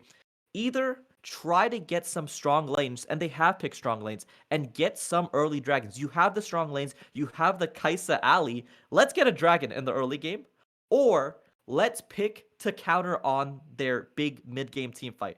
If they want to pick the Swain, I don't know what you could play in the bot lane that could counter a Swain of the big AoE team fights, but let's not get the Jace. Let's get something like a Control Mage, maybe the Orianna, maybe something like the Azir, maybe the Corki, something that can just deal some big AoE team fight damage. But again, I'm excited to see game number 4. Again, you said that we made bad predictions. I did switch it up and say AoE randoms. I'm not counting that. You're not counting it, but I count it. My heart counts it. I'm taking the AoE randoms in 5, but I'm excited to see game number 4 and the adaptations. Well, we'll see if Coach Gunjan can will his team to a game 5. Here we go. It's going to be game 4, though. Pro Draft is about to get underway. DRMC, here we go. All right, welcome back, folks. We are into the pro draft here, or rather, we will be very shortly, RMC, and we'll see how both these teams have adapted. The thing that they are not doing is switching sides, though, and it's really wreaking havoc with my notes, because I always set up for these guys to swap around, but they never seem to. If they're not changing sides, they at least need to change up playstyles, and the analyst desk has set us up well enough for that, because something big needs to change for AoE, or they are out. And like Gunjan was kind of struggling a little bit with, I mean, like, do you go for early strong lanes? You already have early strong lanes. That doesn't necessarily seem to be the issue here for the side of AoE. And it falls back to, I think, what you kind of mentioned as well. I want to see Darkwings on a carry too, right? We've seen RBM step up and be huge, right? And that was the person you were looking at, Dia. Well, I was looking at Darkwings, and so far, the Jace is cool and all, but it's not cool. getting the job He's done. a cool guy, you know. He's got a nice skin on him. I think he's been using the Battle Academia. I think it's a good look, but especially when AoE randoms are so willing to draft a comp that has no real targets for a Jace, I think that you need a pick that is definitely a little bit more all-around strong, that can lay down the damage no matter what the state, time of the game is. And Jace, unfortunately, is a little bit too reliant on getting to those early power spikes. As we're looking to start up, though, I wonder if we also see jungle priority shift a little bit, because to me, Rumble Diana has been nice and all, but it's been so 50-50 that I want to see if these guys have anything more in their pocket. Yeah, and I think if there is a change to be done right now, it would be for the side of AoE, for RBM here, because for randoms, they played both sides of that matchup. They got the Diana game 1. They've executed it beautifully. They've had Rumble game 2 and game 3. And despite the fact that Rumble does struggle against Diana early, Josie has shown that he's very comfortable and can survive it here. Even when getting 3 buff to start the game, Josie managed to find a way to remain relevant here. So really, randoms have no reason to switch things up too much unless AoE does first. We'll see. We'll see if they do. I'm holding out hope. The other thing that I'm holding out hope for, of course, is that we get a a short hop focused game once again, because we still haven't seen him fully be able to realize the pop off. The Swain looked unkillable, but was it a jinx with rockets from the back line? No, I do want to see that. I want to see the same thing for sketch streams. There's so many people that still need to have their moment that I want to see if we change things up to itemize more into people like Faisal, like short hop, like sketch streams, and even like Chim, if we can play carry in the top lane. I think anything goes at this point. Right now, though, we are into the draft, and right now, nothing is. Yep, right off the bat here, I mean, the ban so far, we do see a change. The Ezreal has been opened up for AoE here. They've banned the Nocturne, and honestly, I kind of like it, because sure, the Jace does well into the Nocturne, but so far, they haven't had a great answer in terms of what Leo can do with this pick outside the laning phase. And yeah, this is something that will hopefully allow Darkwings as well to be able to exploit that lane a little bit more, because Nocturne has proven to be such a stone wall in the face of split pushers all the way from top to mid to even AD carries, who very clearly we know Nocturne will shut down. That Diana priority does stick around though, and it will be once again picked up for RBM in the jungle. AoE have their option, maybe not of the Nocturne, but certainly the Rumble is still a good pick. Yeah, and so far, every game right now, they've done Nocturne plus Jungler every single time. And now without the Nocturne here, that Rumble, they're buying time. They're trying to decide how they want to go about this here. And because it is a Nocturne mid, it's not as if there aren't other mid lane globals that could do similar things. Galio, Twisted Fate are on the table, though you probably wouldn't necessarily prioritize that in first rotation. Huh. Instead, they're going to go for the Ezreal, and I am going to be the first person to say I'm not a big fan of the Ezreal. I thought it did its job in game one. I think that it kept the lane dominant supposed duo from AoE's main roster in place, but it's giving over a lot of power, and that Jinx Thresh is just a taste of exactly what you should be getting when you're blind picking somebody who essentially just forfeits the lane. And I really liked the Ezreal in game one, because it was R3. You knew what you're going to be playing into here, and you knew that all you needed to do was survive, be independent, not use any resources from your team so that they could focus elsewhere. Now, though, you don't have that option here, because if you just sit back and skill, you're running into Jinx Thresh, who will outskill you, who will be a bigger threat in team fights. The Nautilus pickup, though, that's a solid answer. It is a counter to Thresh here, and we saw the Rakan be aggressive here. They did manage to get some plays in what was supposed to be weak side. Now with the Nautilus, it's stronger than that here. So they will be able to punish early. They will have to punish early. Also, can I just say that I think Paucus's Nautilus is insane right now. He's been landing some clutch hooks to start team fights, to end team fights. The guy is crazy on it, and for that reason and that reason alone, I think you could have second picked it. But it's just me, and I'm glad to see it locked in at all. The Wukong ban away from the AoE and main roster is also pretty telling, though, as Faisal, as much as he's not used to winning lane, I think he could stand losing lane a little less into that Wukong, because certainly it didn't look fun. Yeah, and it really shouldn't have panned out that way either. I mean, Renekton was supposed to bully early, but they kind of just went even for the most part. Chim, even I think, finding a very minute early CS lead as well. So not ideal here. And they've been constantly giving last pick to Chim here on the side of AoE randoms. If you're gonna let that happen, I know Renekton is a safe pick which can lane into most things here, but I think you put Faisal on something scaling once again, like the Ornn in game one. Sure, it didn't work great, but I don't think it was Faisal's fault necessarily. I think the Ornn pickup was fine. Yeah, you can even take a Malphite, because that has been so potent in these sort of meta of the overall game. I know we've only seen it picked once, but a lot of times we are seeing one team prioritize the team fight, and here AoE randoms force them to Malphite. Anyway, you take away that Renekton. Thank you AoE randoms. Okay, you know what? So yes, you take Faisal off the Renekton, but you have to remember that initially in game one, or in game two when you first saw the Renekton, I liked it because it was a deny away from Chim here. Chim is a very good Renekton player, and while Faisal has struggled on the champion here, I'd be surprised if Chim ended up going the same way. And now it forces Faisal as well. What do you want to do? If you just pick a tank, Renekton does well into most tanks. We'll be able to bully that lane, and we're talking about them needing strong lanes. Well, Random is the ones who are looking like they might have better lanes right now. They certainly are, and I like the Sion pick for exactly that reason, because we've seen this Sion go down, I'm not exaggerating, like 50 CS. Yeah. and the guy still puts out insane amounts of work in the team fights. I think this is a great comfort pick for Faisal, something that will keep him relevant throughout all stages of the game, even in a lane that he could potentially lose really hard. And a Lucian mid lane might not be what I expected, but it is certainly something that does the trick here because Darkwings is on a carry. Yeah, for sure here. And in the first place, like Sion into Renekton's not a bad matchup as far as tanks go. And it gives you that beefy, tanky front line for double AD carries. Yes, Lucian's pretty short range, is more of an AD caster, but still pumps out the damage as long as you've got a solid front line. And what do you do to solid front lines, Dia? You rip them down, you subjugate them, and you troll the crap out of them. Oh my god, it's actually a Trundle lock-in, and more likely than not, this should be a Trundle top. Yeah, and that means Leo taking that Renekton mid. I absolutely love it. Yeah, this is why I love randoms, not just because we share a common name here, but also because they just like to do things which break the meta rather than necessarily just following whatever has been done before. They're kind of answering a lot of these questions. Renekton into Lucian, that's not bad at all. Yes, it's a little rough for Renekton, but it's a volatile lane with a little bit of jungle pressure. And if Renekton gets ahead, once you pick up that Stride Breaker, it's hard for Lucian to play it. Top side now, Trundle, that's a winning matchup. You have bot side. We talked about the Nautilus Thresh here. So AOE randoms, they have themselves winning lanes and solid team fighting in this game for.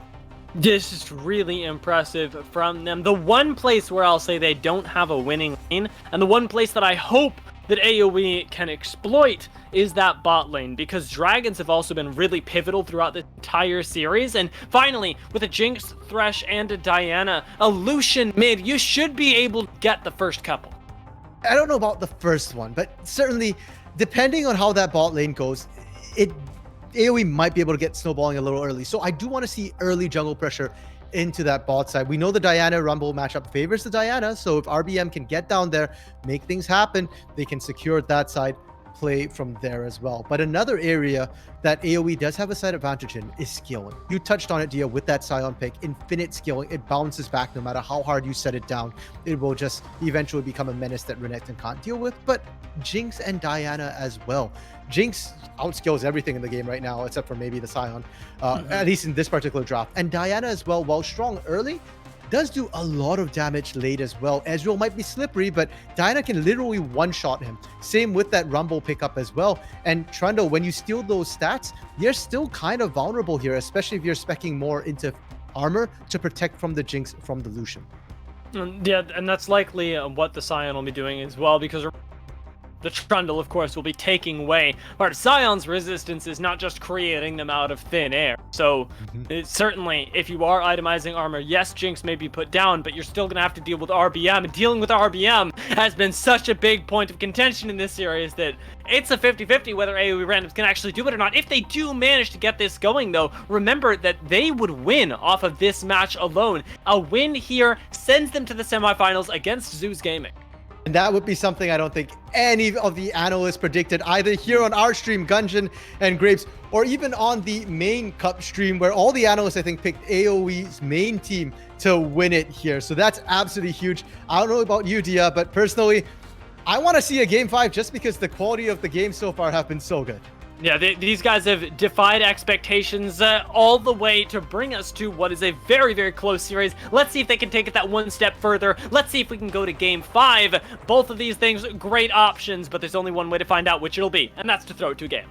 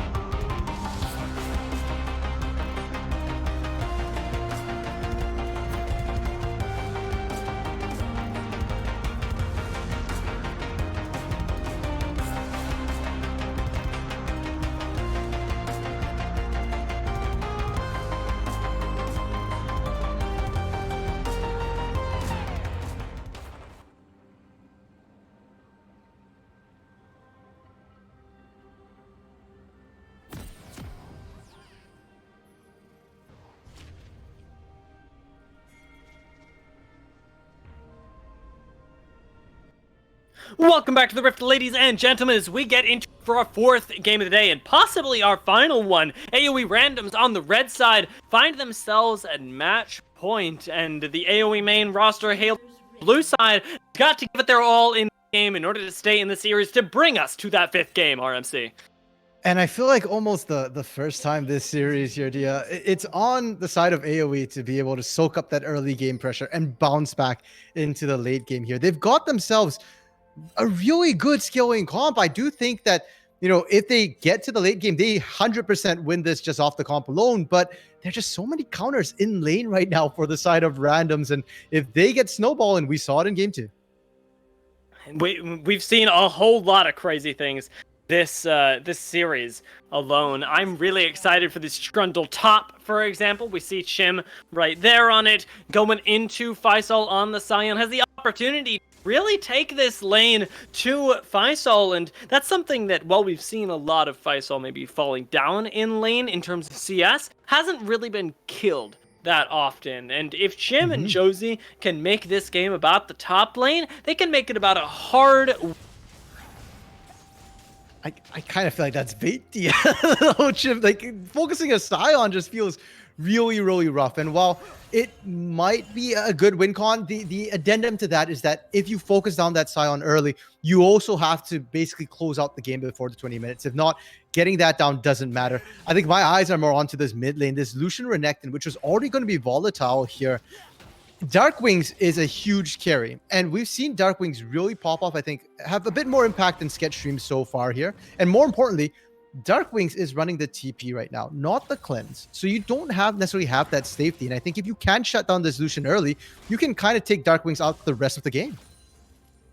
Yeah, exactly. And so much of the utility, not the utility, but the usefulness, rather, of this ability to straight up win the lane, his ability to harass you under tower, to deny you CS exactly as he's doing right now, and that needs to be kept up, and it needs to be kept up not just by Darkwing's mechanical prowess, but by the rest of the team coordinating vision so that exactly that doesn't happen. Oh my goodness, Leo's still at 4 CS right now. Can't even step up here. And at least in the short term, Josie still looks like focusing on clear right now, not really looking to get too many ganks off. The ward in the Raptor pit really gonna mess up any gank attempts here. Yeah, it's a really smart pickup there, as Darkwings does get stunned, realizes that he doesn't have cleanse, and continues the lane. I'm sure that that's the brief moment that everybody has in the matchup, going, I really would like to stun now, as I'm sure that Focus is thinking the same thing, eating an ignite for his trouble in the bot lane. And I love this aggression we've seen from Fizzy throughout this series here. As Gunjan kind of mentioned on the Alistar, you know, going in really early. Not afraid to burn the Ignite here. Same thing with the Thresh here. The Ignite, there wasn't really kill pressure, but the cooldown's fairly short, so you can definitely punish it. Meanwhile, in the jungle, Darkwings, this is risky. Yeah, he's looking for a little poke onto Josie. Leo's going for it as well. RBM goes over the wall, uses the heck out of everybody. Flash forward as well means that Darkwing has to go away, but Josie ends up using his flash, picking up the first blood, and that is a beautifully decisive play from the AOE randoms. That's worth it. 2 kills for first blood, especially onto Darkwing. You take that, and here I was saying, you know, okay, like, Josie's got a gank, but can't gank because of the ward. Who needs the gank when Darkwing is serving himself up on a silver platter there? And it's a little bit disjointed from the AOE main roster as well. We see them trying to go in on the side of RBM. Darkwing's desperately trying to get out, knowing that he can't do anything. And Chim on the way down at the same time means that there's really no hope for the AOE main roster to actually find a team fight, or skirmish rather, win there. But what they certainly didn't expect was to lose such an integral piece of their gameplay. Now, Leo still hasn't gone back to base yet, does have teleport as well, so that early assist there doesn't change the fact that Leo is still gonna struggle here. And honestly, I kind of want to see Darkwing just freeze the lane here, and then Leo doesn't get to play the rest of the game until Josie manages to come all the way back for another gank. It'd be really nice if he could. Although, I suspect that this matchup actually will turn on its head, especially as we look into the bot lane. Sketchstream's already been exhausted. Josie goes for another gank and doesn't work out. Then look at that. Darkwings is taking your advice. I absolutely love to see it. Bot side, the heal and exhaust traded here does keep Sketch Dreams alive. And unlike the previous games, I'm not looking at Sketch Dreams to necessarily take over the lane here. You're on the Jinx, you're with the Thresh here. You can just skill up. If you can soak up pressure, if you're forcing Josie to visit that bot lane, that's time not spent in the other lanes here, letting Faisal continue to skill up and letting Darkwings continue that dominance in the mid lane. Now, my question to you is, we're looking, of course, at RBM and at Darkwings to take over the game. RBM being an integral part of the game plan for the entirety of the series, and Darkwings, of course, on the Lucian. But Josie just tried to gank bot lane. Is there a lane you'd rather him show up in? Should he be trying to actively gank Darkwings, for example, who we know is going to be invested in, or should this be a farm fest? No, the mid lane, 100%. Just keep looking mid. That's the most volatile lanes. They did it once. They can do it again here, but because they didn't, now RBM is there. And in the 2v2 right now, that's something you don't win. You do need a bit more of an edge here. And that Diana, very, very strong. There's no point for Josie to look top. Chim's got this on lock top side right now. And in the bot lane, it's not a bad place to look. I'd just rather you focus a bit more attention mid first. Really, really good invade from RBM and Darkwings as well to push that edge that we already know that they have. Faisal has managed to hang on in the top side as well, not falling down too far in the CS numbers. And although the Scuttle Crab does get claimed by Josie, Fizzy's going to make sure that at the very least there's some defensive vision maintained here. And even from AOE randoms, gold is still very even despite that first kill. And I would say, RMC, that we are still on a knife's edge. I would 100% agree with you, Dia, and that is to the advantage of the AOE main squad. I've said it before, I'll probably be saying it all game long. They scale better. They just need to keep even and not having kills go down. That's one way to keep it even. On the other side, randoms need to push the pace. If you're not finding the kills here, there's always objectives. Your level 6 equalizer is available for Josie here, and the bot side, Short Hop and Pockets have done pretty well for the most part here. Pockets unlocked to roam as well. If they can hit 6, that's when your out combo starts working. A big way to push the pace is around these objectives. Like you say, Josie drops a huge ultimate though, and that remembers to instantly short up those forced to flash. RBM still goes for the kill, finds the Crescent Strike, and very nicely done. Actually turns what AOE random should have been strong and around this dragon on its head. And now AOE main roster, they crash a huge wave. That hook from Fizzy was really what swung the fight there. You don't find Short Hop, you don't find that win. Now, you not only are they denying the wave, but they're going to be able to pick up first Dragon as well. The one that I questioned the most for AOE, whether they could get it. And off of that alone, I'd say that they're off to the races, because as much as we were talking about them scaling up, they're happy to be ahead. They'll certainly be able to push that as we go on in the game, as we approach that second and third Dragon that they certainly should have gotten. Chim, still running this lane ever so slightly, is a point of hope for sure, and certainly something that can swing a team fight, have a little bit of X-Factor potential, as not a lot of people know how to play against a Trundle, but everything else is honestly not set in stone, but very hard to shift. I'm a little scared. The Sion already at 272 bonus health just from the Soul Furnace. I don't even know how much Faisal has gotten from the Grasp of the Undying either. So it's stacking, and those are free stats here. So despite the slight CS lead, despite the slight gold discrepancy, I actually think that top lane is more even than the numbers are showing. It's kind of like a Gangplank with the hidden gold. I wonder how much each stack of Soul Furnace is worth in terms of gold. I'll have to do that math later. It's 4 max health early, I think, which it scales over time. So a little bit of gold. I can't remember how much Ruby Crystal costs. Ruby's about 150, I think, for 400. So it's already, yeah, I think he's actually up in gold if we just look at straight health, because that's more than a Ruby Crystal already. This is the caster math that everybody wanted. This is the gank that we wanted as well. Good ult from Faisal keeps him alive, but that is a very low commitment gank from Josie that has already gotten an ultimate. Ostensibly, now pressure on this Rift Herald. Yeah, and they know RBM and Darkwings are there. They are spotted, and the sweeper doesn't catch the ward till now. TP coming back, so Faisal's right back in it. No ult available, but you don't really need it if RBM is there to initiate for you. If you're going to commit TP to that, though, I'm You'll actually be able to take the Rift Herald, especially Fizzy's getting initiated on the bot lane. Sketchstream's gonna eat the ult right now, and he'll get burned one more time. Teleport into the bot lane is from Chim, and he's trying desperately to find Fizzy, who still has Flash right now. Focus doesn't find a hook, and AOE, the main roster, gets to walk this one out in the bot lane. I mean, yeah, if you're going to be questioning teleport usages there, that bot lane one, I think, I have slightly more questions about. Does net them a whole bunch of plates, though, so is useful in terms of that. And Sketch Dreams can't walk up because Fizzy is gone. What can they find on the opposite side of the map? Josie is very squishy here. You know, in a weird way, I think that was actually probably the best play, because it gets you so close to neutralizing what Herald would otherwise give you. With 3 members in the top lane, though, AOE are looking to get a little bit more than your average Rift Herald. As ultimate gets dropped, so does the Rift Herald. Darkwings, though we will eat a turret shot, might be able to claim first tower. That would be the dream here. They kind of have to, because bot side right now, Short Hop is just ripping plates down. It's almost equal right here. No equalizer. Josie's still sticking around. This is risky business. That was really rough, too, because AOE's main roster just lost in tempo in a big way. So much solo gold went over to Short Hop right there, and the gold was not nearly equalized on the side.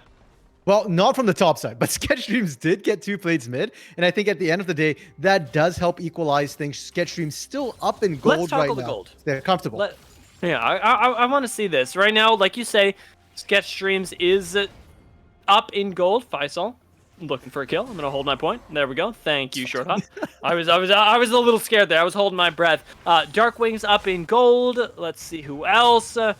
RBM basically even. Faisal down in gold. Okay, you know, things are actually fine right now. Yeah, for the most part here. I mean, their slight gold leads are on sort of the players who matter. Both your AD carries right now in a really, really solid position. And when that Ocean Drake comes up in a minute there, Dia, that's when we really start to see, is this little gold lead gonna be enough to deal with the Rumble here, with sort of the in-lane counters that AOE randoms have drafted themselves?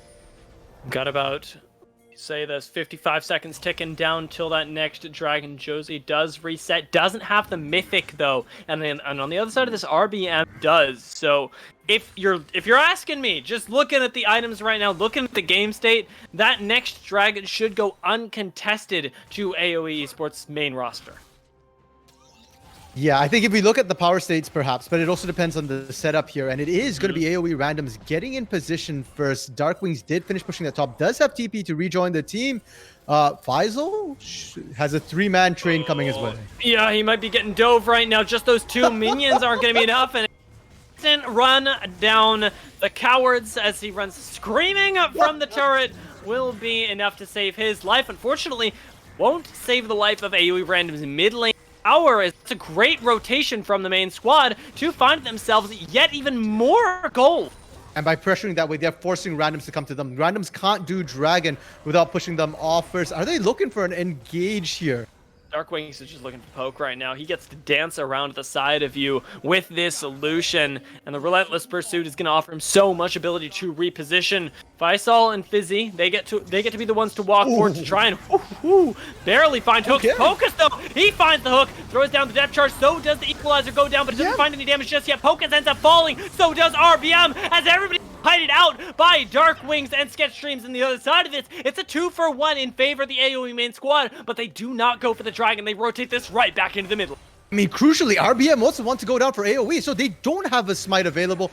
Risking Dragon against Josie, that's unnecessary. Just push up mid, get the free gold, exactly what they've done textbook here. Now, only that bot lane outer turret remaining here, and they could go for that after Short Hop. You have to be careful. Your hop is short, and it's a little risky against this team.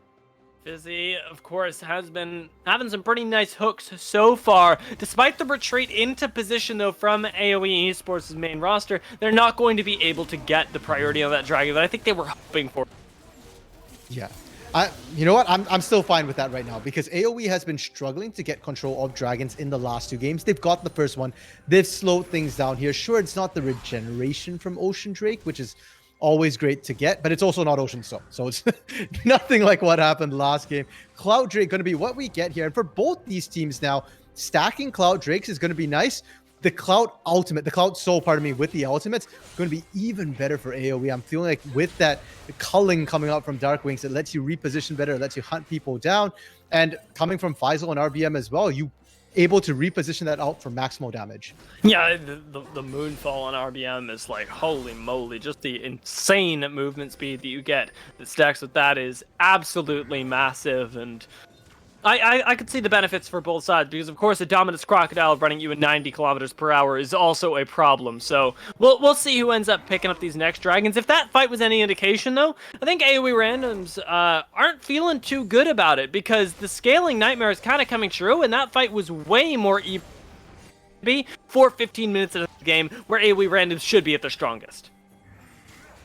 Yeah, their first power spike here, and for AoE, they've been playing really, really well around it here. The way they position that, and RBM's lack of hesitation, got exhausted actually when that fight started, didn't matter, knew that trading his life for the kills was going to be worth it for them to pick up the pace, to accelerate this skilling, and now they're in there contesting for it. They don't need to do that. Herald is coming up in 30 seconds. And if we look in terms of itemization, you said last time Josie didn't have the first mythic, the Night Harvester, ready. Well, in the second fight, Short Hop doesn't have the Manamune ready either. So they still don't want to fight this fight.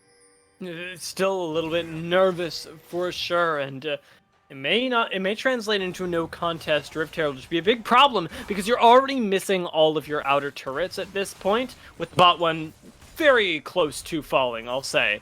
And that Rift Herald, when it cracks tier 2s, when it can start cracking bases, that's when you have to be really, really worried.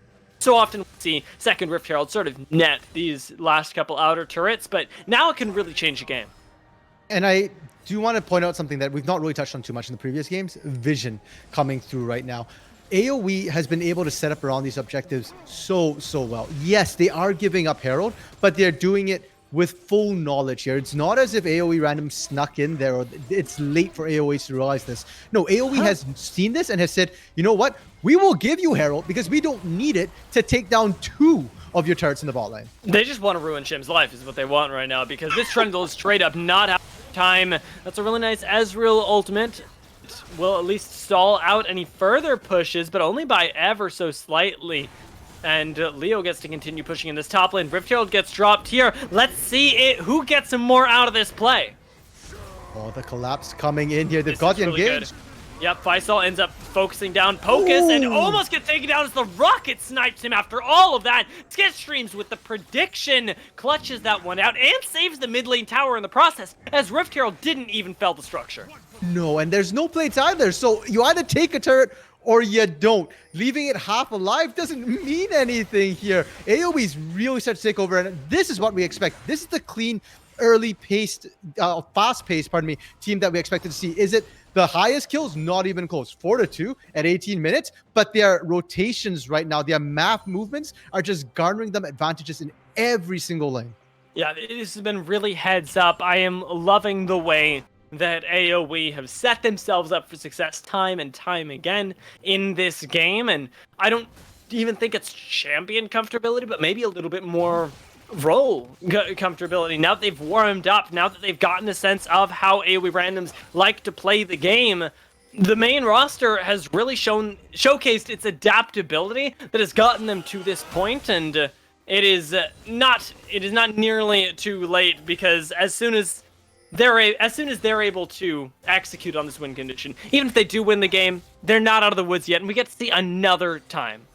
Yeah, I think that's what I was kind of thinking randoms might be able to win off of, was the way they draft here. And for most of this series, you know, Julius and Puka, the coaches for the AoE main team, they were kind of content with what they had, and now they're changing it up.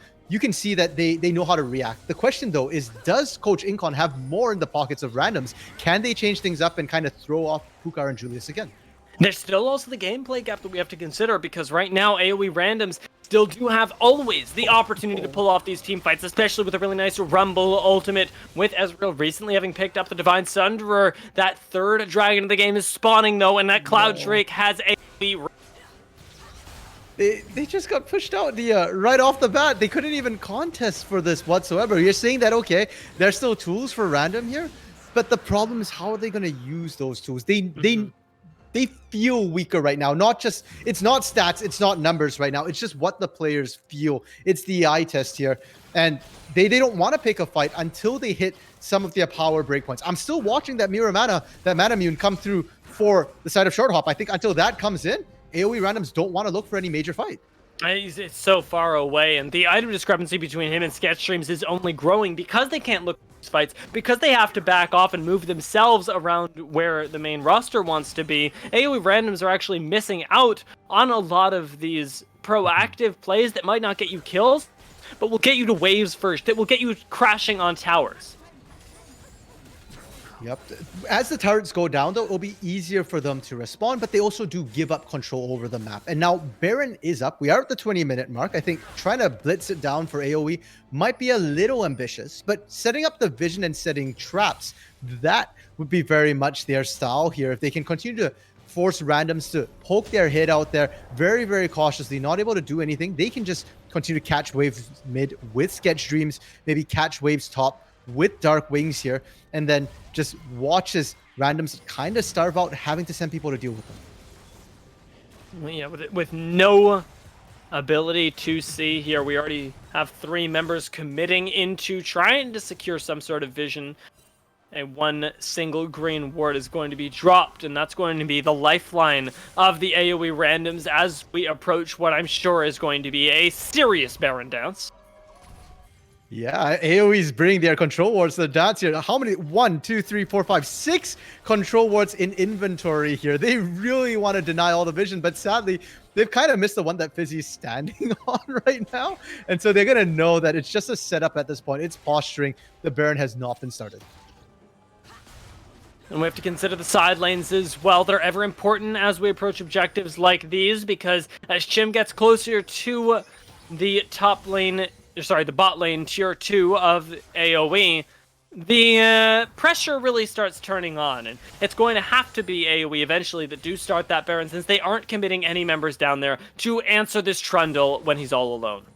They're just turning and burning for Baron here. I like it right now, and just how they're doing this, but they do have to be careful of the engage. They have the vision, and it's just how long it takes for them to get in. With the Kraken Slayer, Baron's already at half health. Yep, below half HP right now, and Fizzy is playing point guard. I don't even think you get to approach the Baron before it goes down. Over the wall is Josie, though, has to equalize, lost focus, and the Renekton peeled away as well. Double AD carry melts through that Crocodile, and Chim is melted through as well. Has to flash away himself, with Short Hop being relegated all the way back to the recently respawned Raptors. Yes, they do deny a Baron take from AoE's main roster, but AoE randoms many process. Yeah, they lose kills, and more importantly, they've lost the TP on Chim. So now they'll have to send Leo down to split push if they want that pressure there. And then if they burn that, if they force another TP there, how is AoE randoms going to answer the next Baron dance? Not to mention, Chim worked on the split push because you can deal with Faisal. I don't think Leo can lane against either Darkwings or Faisal, despite picking up that Stride Breaker already. And even so, after all of that, even if you are able to survive what can be repeated TP attempts or TP forces, you're still contending with yet another fight around the next objective, because we've only got a minute until that Cloud Drake respawns, and that is something that you can turn and burn very quickly, and that AoE randoms look like at this rate they're going to have to give up. Yeah, I don't think randoms want a full-blown fight around that dragon. It's really not worth your time. Yes, Soul is nice and all that, but it's Cloud, so they just move a little bit faster. If they run you down, it means the out's down as well. If you can sneak it, though, that's great. And it's not only just the junglers who can sneak it. If Chim isn't spotted out here and the dragon spawns, Chim can actually take that on. Actually, same for Leo as well. At the moment, the Baron is the thing being focused, as I believe this is a 2-man attempt on it. No vision is going to be spotted out right now by the Scrying Bloom. Gives AoE randoms a little bit of a heads up that was at least started. And from the side, Short Hop is putting in a lot of damage. Good hook onto Fizzy as well. Almost melts through him as Pocus eats a lot of damage himself. Gets taken down by Sketchstream's Super Mega Death Rocket. Fizzy's able to escape, but Chim is the one in the front line while Leo is on the side. You have to be very careful as AoE that you do not lose your grip here. RBM just zoned out 3 people. without having to use Zonias. That is a massive win for them right there. They find the pick as well. That's more gold in their pocket, and now Dragon's up Tia. Now they can turn for it, and without the big equalizer, that big team fight tool, Randoms just has to watch as it goes away. And they're gonna watch it on their minimaps, but they're also going to try and answer back in this mid lane, because finding something here is what they need to do. Chim is on the receiving end of an engage, though. Might be what they give up for this small objective that they got in response for the draft. I don't know if they can do Baron, though, even though they get that pick. Josie is up. Equalizer just came off cooldown as well. It's a little risky. Flash is available here. And yeah, they're doing it. A bit risky. 50-50. No vision, though. No vision. No, this is interesting. They're going to try and force this fight right now. Fizzy has healed up pretty significantly since the last play. Pocus still needs to be the one to find and engage. 3K, Now Baron's full of half health. Josie, I guess 1K. he's going to go for the flash steal, and there goes for it, and finds it as well. AOE friend, they keep themselves in the game on the back of their jungler. Josie, you beast! That is criminal the way he got in there. And with the equalizer to give vision as well, that was so well played. AOE randoms stay alive.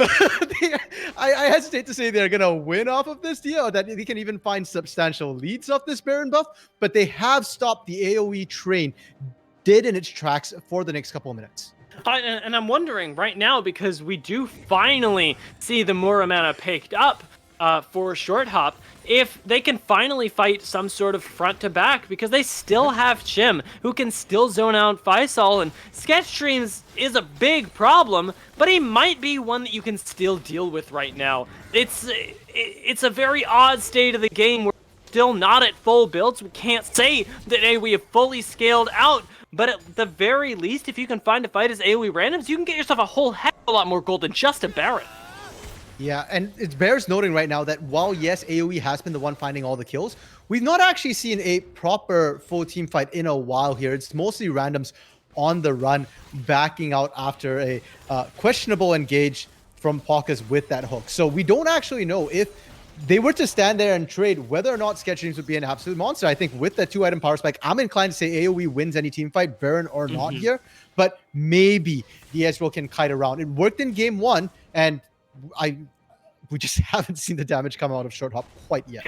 It's possible. I think the thing that's keeping hope alive for me here is their ability to burn through the front, because both Chim and Short Hop both have the Divine Sundrow, which is really underrated when it comes to cutting through bruisers and tanks alike. And Faisal has been doing really well, but it's not going to save him from this % health damage that comes with the Divine Sundrow.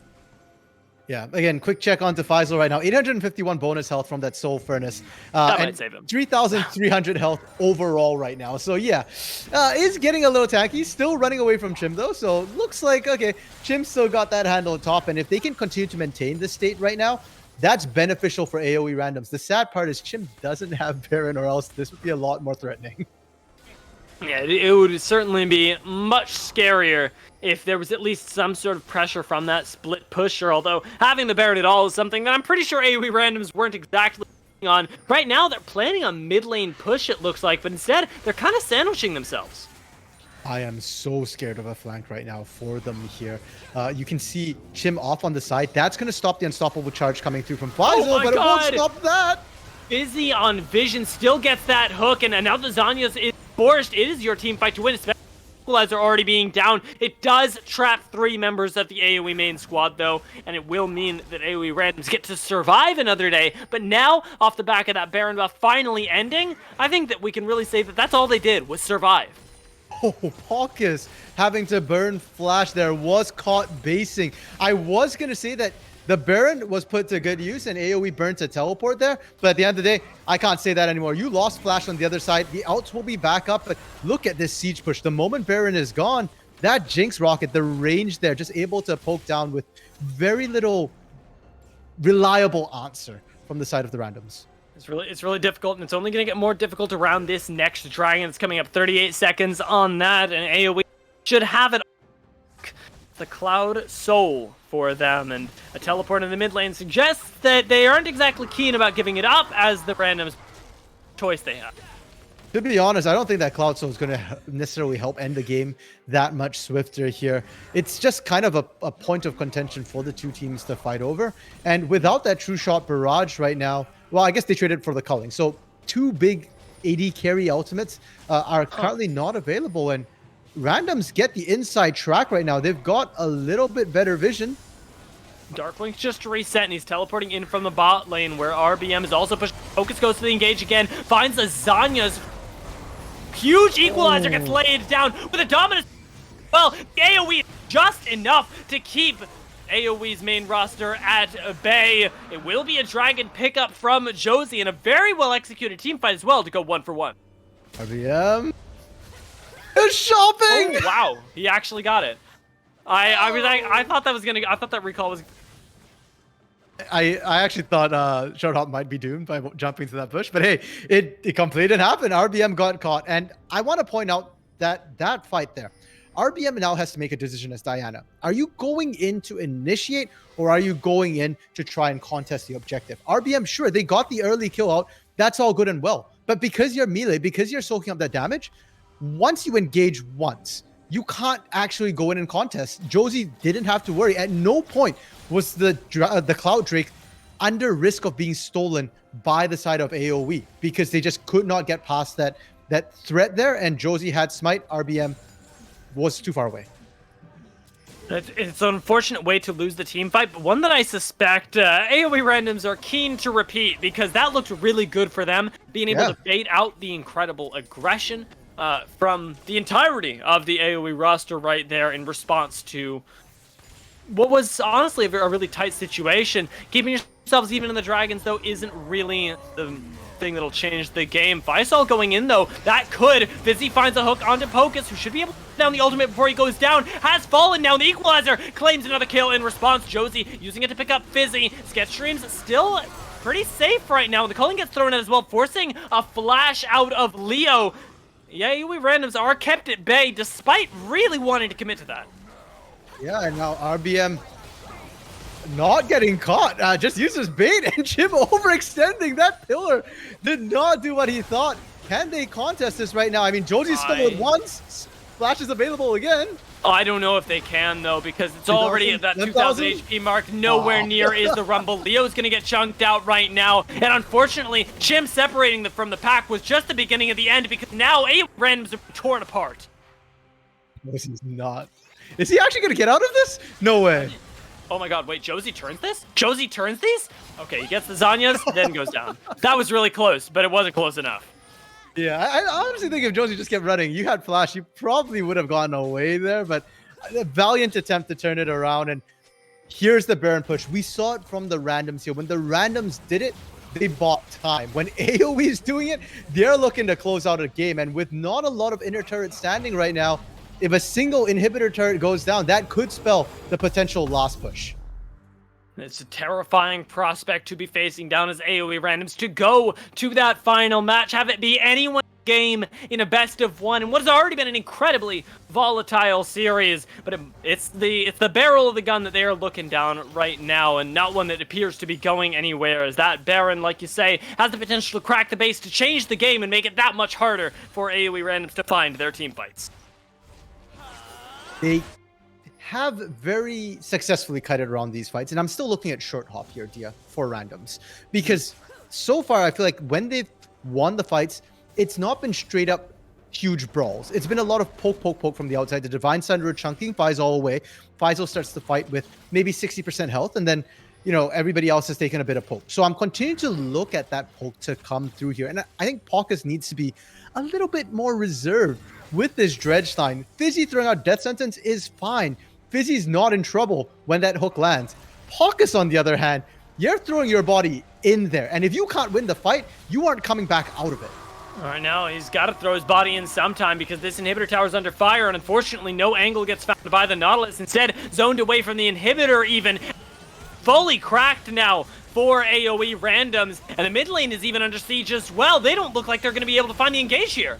Oh, like I said, the moment one inhibitor goes down, that's kind of the march for that final push. You go back, you base, you get ready. They're actually just looking for the full 3-peat here. They're going topside. They want to maximize their gold values here.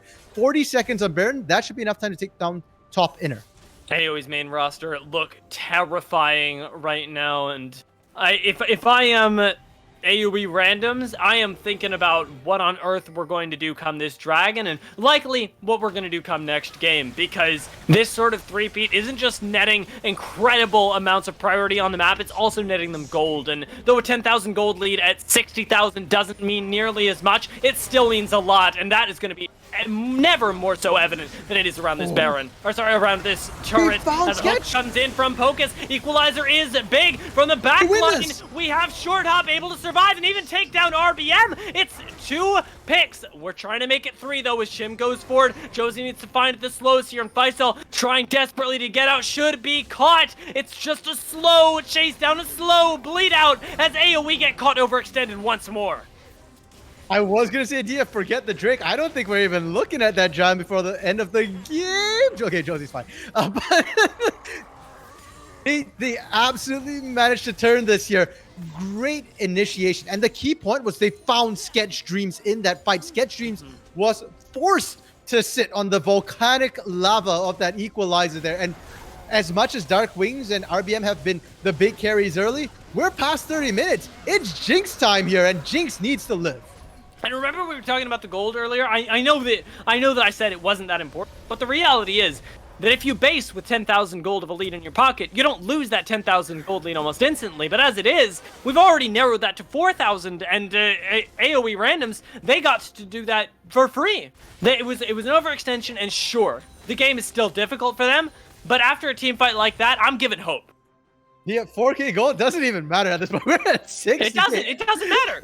Yeah, they're all 12K at least on average across the board here. And it's more about, can you find that miracle hook once again? Can you find that miracle equalizer? And for AOE, can you protect your Jinx? Because I think that particular one happened as they were backing. They weren't necessarily in good order. So far, AOE on the aggressive have always had their front-to-back formation. Now, they're looking to push topside once again. 2 inhibs are still down. Supers are flooding in here. And this time, they've shot, they've bought. They're not looking to back off. Good poke from Short Hop. Still doing huge damage, by the way, on this Ezreal now that he's picked up his 4th item of the game. It's an odd build, not one that I see often, but I think it's really putting out the work for him. Sorry, which build do you? The Ezreal build right now. I'm more used to the Duskblade. Okay. Yes, yeah. Divine Thunder has kind of overtaken Duskblade a little bit because it does give you that % penetration. And if you're running to tank, sometimes that's better than lethality, which is more for the squishy here. But yeah, everything else aside, I mean, the Sirota's Grudge, the Ravenous Hydra, all those things are fairly standard. And I must say, Same. actually, yeah.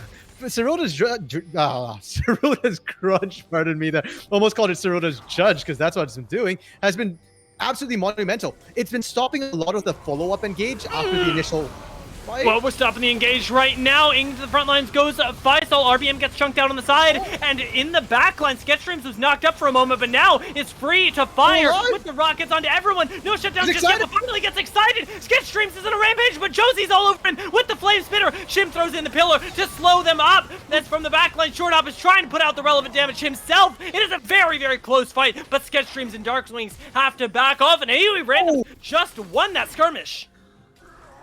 Barely here, Dia, but it's good enough. The Ravenous Hydra hitting multiple targets on each of those folks. And we've been saying, you know, Sketch Dreams needs to survive.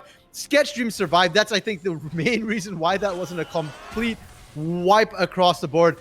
Baron is up right now. Sketch Dreams doesn't have a lot of healing, but the pings come down. Can they sneak it? It might be able to. I think it's a little bit overzealous, though, and I think that's ultimately going to be the call, is more to make sure that AoE randoms aren't starting this up than it is for AoE main to start taking it themselves. Although, as the respawns start coming in, there we go. Oh my goodness.